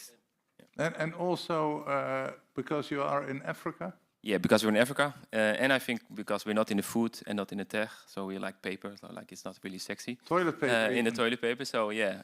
So it's a difficult way. But yeah, that's why crowd equity we always raised like 3 million euros. So it's actually very cynical to hear that when you are trying to do everything as good as possible, you create toilets, sanitation, you give away money, you have labor. I really like this week we got like from a big African fund, like they're funded by the big Dutch FMO, all big ones, and they just told in email, we're not going to invest because you don't donate 50% of our profits. I say, how is this possible, really? Yeah. And you are profitable. You donate 50% of our profit, they don't want that. So if we stop it, they're going to invest. And this is not the only one. Like we have about 15 of this reaction. Yeah, it's like so there's a lot of work to do. A lot of work to do in a different breakout with the financial people. So let's talk with them later. Any question at this moment in time? Yeah. If they're profitable, yeah. I asked the question: are you profitable? Yes, since 1 month ago. Yeah, but it took me 5 years. Yeah. And we did a lot of restructuration and a lot of things. Yeah, because like margin on toilet paper. What is your revenue? It's about 6 million this year. Yeah, next year's 10. Yeah, we're growing rapidly. Yeah, and that's also because of Charlie McGregor, because like Social Hub, a lot of big hotel chains, a lot of like Crisp, like all the retailers, they're really pushing our brand. So we need guys like that's why I really like Charlie, like his vision and like we need that more of that entrepreneurs. And another question that came up, and by the way, feel free if you raise your hand, you have a question. Didn't you have a question, Johannes? No, eh? No, okay. So I don't want to force you to ask a question. What came to mind when I was listening to you, sometimes I can imagine that the big companies think, I wish I was a small company. Because then I could really, and sometimes I think that the small companies think, I wish I was a little bit bigger in my, can you give some examples? Because I wish I would be a small company for a reason, that I can be much easier, I don't have all the shareholders, I can do what I want, can you share some of those feelings that you have? I wish I would be a small company because I could. Dick, you just... Well, basically every day, I wish I would be a smaller company. And I consider myself to be an entrepreneurial spirit. That is difficult in a big company, particularly if they become corporate. But think about innovation. Innovation is tremendously difficult in this environment. There are people running around with gate reviews and formats and PMOs and stuff like that. You cannot innovate in that way. So every day I try to educate people in my company. Throw away all of this stuff. Just put 10 people in a room. Let them work. Let them fail. Let them do stuff. We refuse to do that because we're putting in money. We want to control it. We want to count it. We want to, so it's every day that I think about this. And ideally, of course, what we would do is we would ask smaller entrepreneurs to come into our ecosystem and to kind of do this together with us. So there's a lot to learn, but you have to cease to be afraid because you have IP rights, you have rules, you have all of this stuff. But there's a lot to gain from working together in a different way. Yeah. Do you ever wish that you would be a big company, Martijn? The biggest soup company in the Campbell? Yeah, we want to be the biggest company, of course, but in soup. In soup. Yeah, I worked at a corporate company myself for the first 2 years of my working years. It was terrible. So I like it now to work in a small company and that things go fast and that we can make decisions and it goes fast. So, but and what of the speed could you maybe need at Albert Heijn, Anita? Is there something that you say, wow? Yeah, my first job was also in a very small company, 20 employees. I find it a very difficult question to answer because within Albert Heijn, the different departments, you can consider them as being a small company within the company or a small department within the company. The good thing of working in a bigger company is that we have departments specialized and they're very good at doing certain things very fast and very good. While working in a smaller company, it's kind of finding out yourself how this works, take your own decisions. So it's not kind of better or worse. It's kind of finding the best way within the situation you are to make the best and the quickest and the most impact in the situation. And within Albert Heijn, we have several different ways of working together. We have kick teams if we want to move very fast, but on a short term have the result in 3 months. But if there's kind of a long-term plan and you have more time to think about it, we have strategy teams, and so it's. I like working in both and kind of environments, and I think you have to shape this yourselves in whatever company you are. And Bert? Yeah, the size we have now is too small, and it's difficult to. We have to compete with the big ones, the Levi's and the G-Stars. That means consumer wants to buy a very nice pair of jeans, full stop. That means also that you have to excel in everything you do. This fitting has to be perfect, the washing, the everything. And for that you need the best people you can get. And we can't get always the best people because we just can't pay for it. So I wish we could be 3 times bigger. It would make things much easier. Yeah. And Marion, have you ever dreams about being small and that you, or some of the elements of a small company? Well, I think I try to do because I see myself as an entrepreneur, and I try not to make a corporate of the company. And of course, we're with 450 people, and it's a HR tech company, so we have a very large productivity. But if you're growing very fast, you tend to hire for every expertise a new person.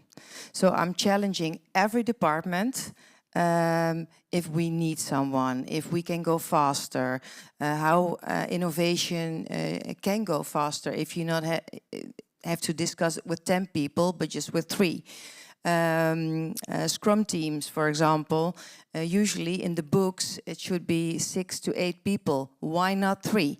So I try to behave ourselves as a small ecosystem and challenge everyone in the company, and that's a challenge. So it's not always fun to do, but it's a great challenge to be in it. What the theme of today is building a regenerative economy together. Building a regenerative economy together.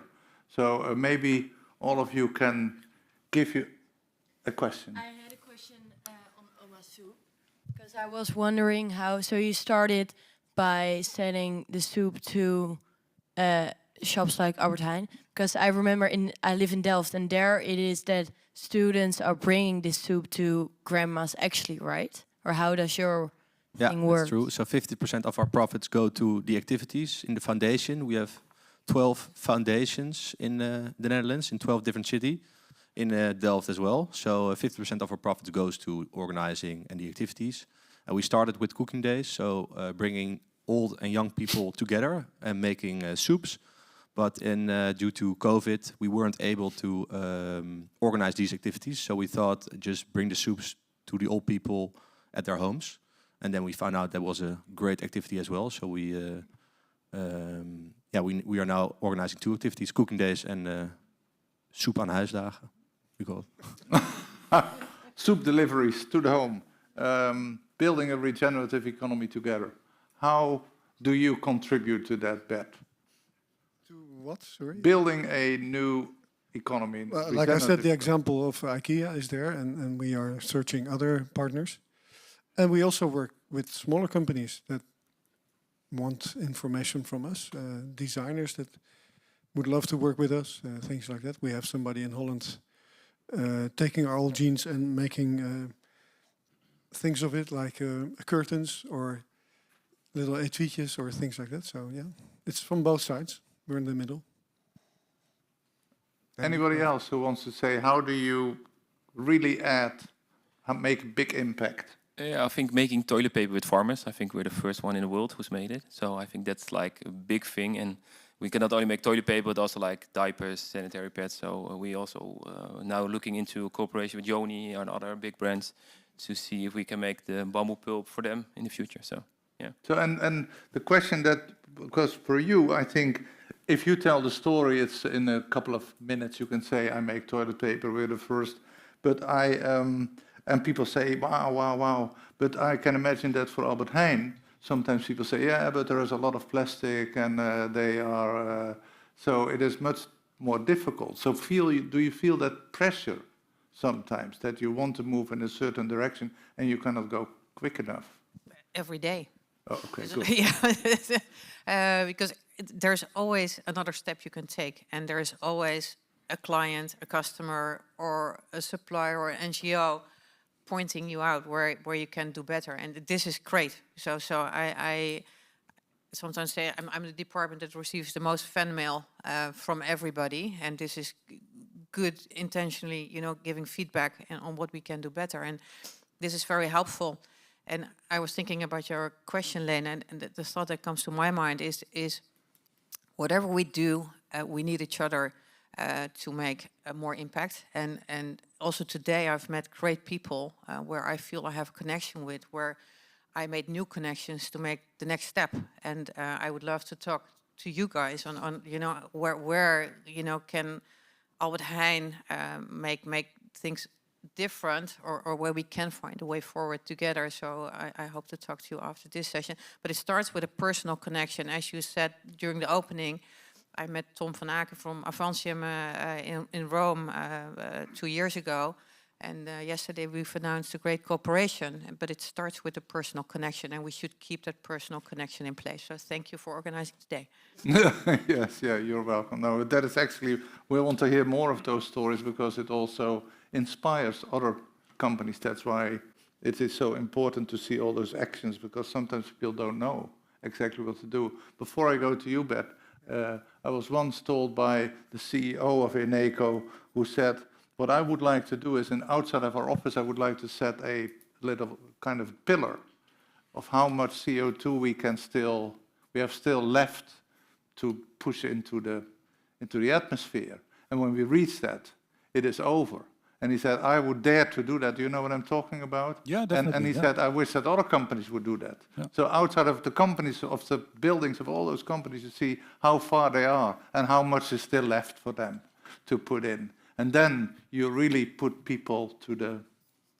Yeah, and sadly, you know, we've seen the news the last days that the 1.5 degree path is actually it's not achievable anymore. So we have to go also in that direction, and that's not a voluntary thing anymore. It's an obligatory thing maybe for everybody.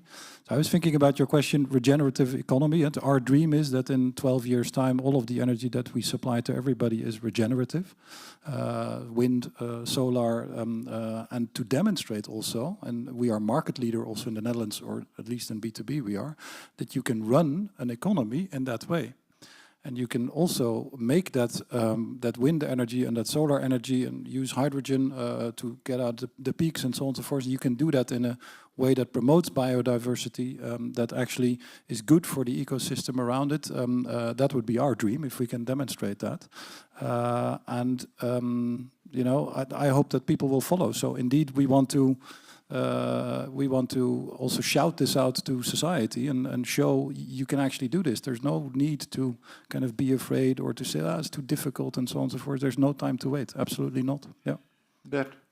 Yeah, there's not only cooperation between big and small companies. We work a lot with universities.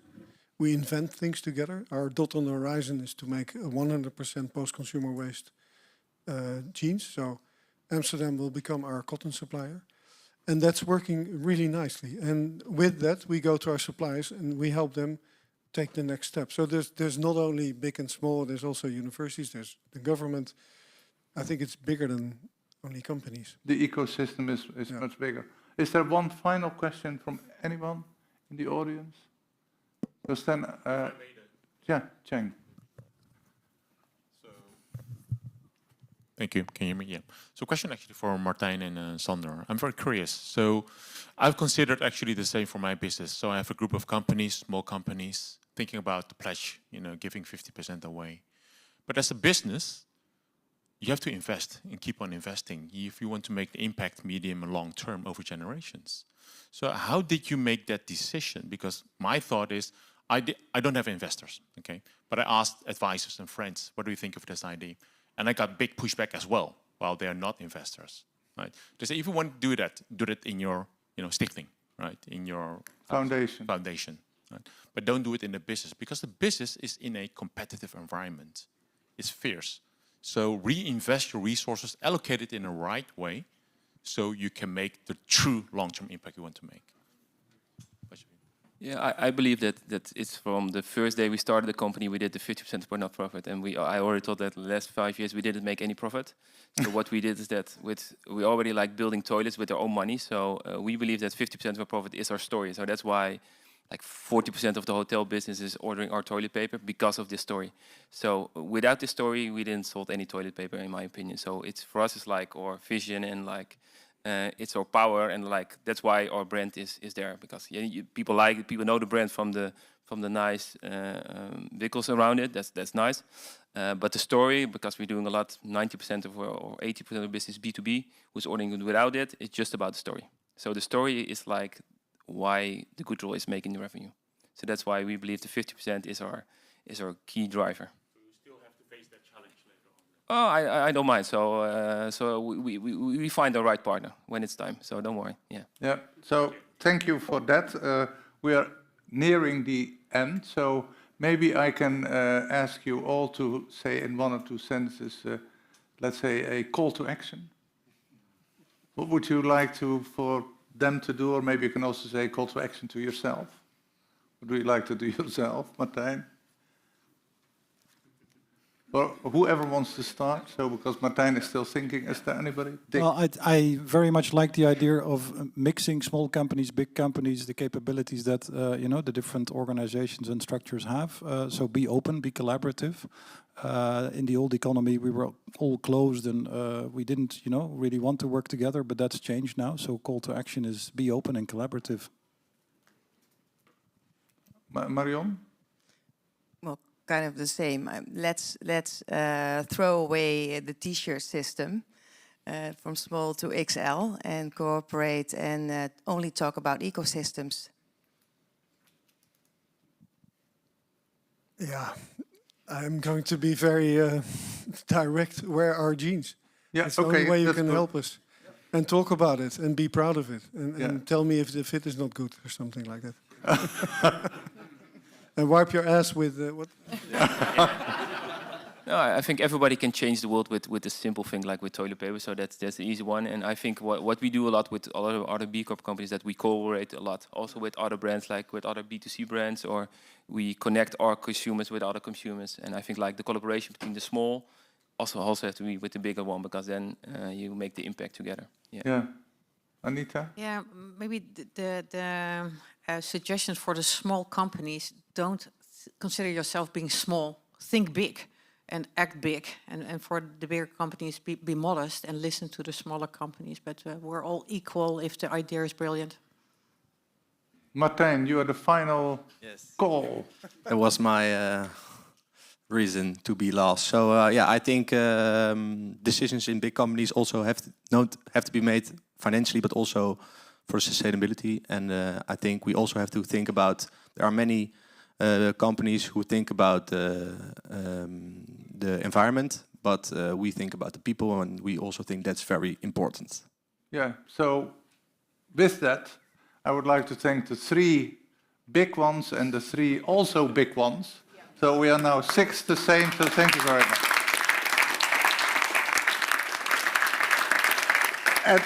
And to all of you, we have a small break. After the small break, and I can already tell you, we come back here for a plenary session. The plenary session will go into what we call a leaders' dialogue. And the leaders' dialogue, that's why you see all the cameras. The cameras are here because this is all live streaming into YouTube.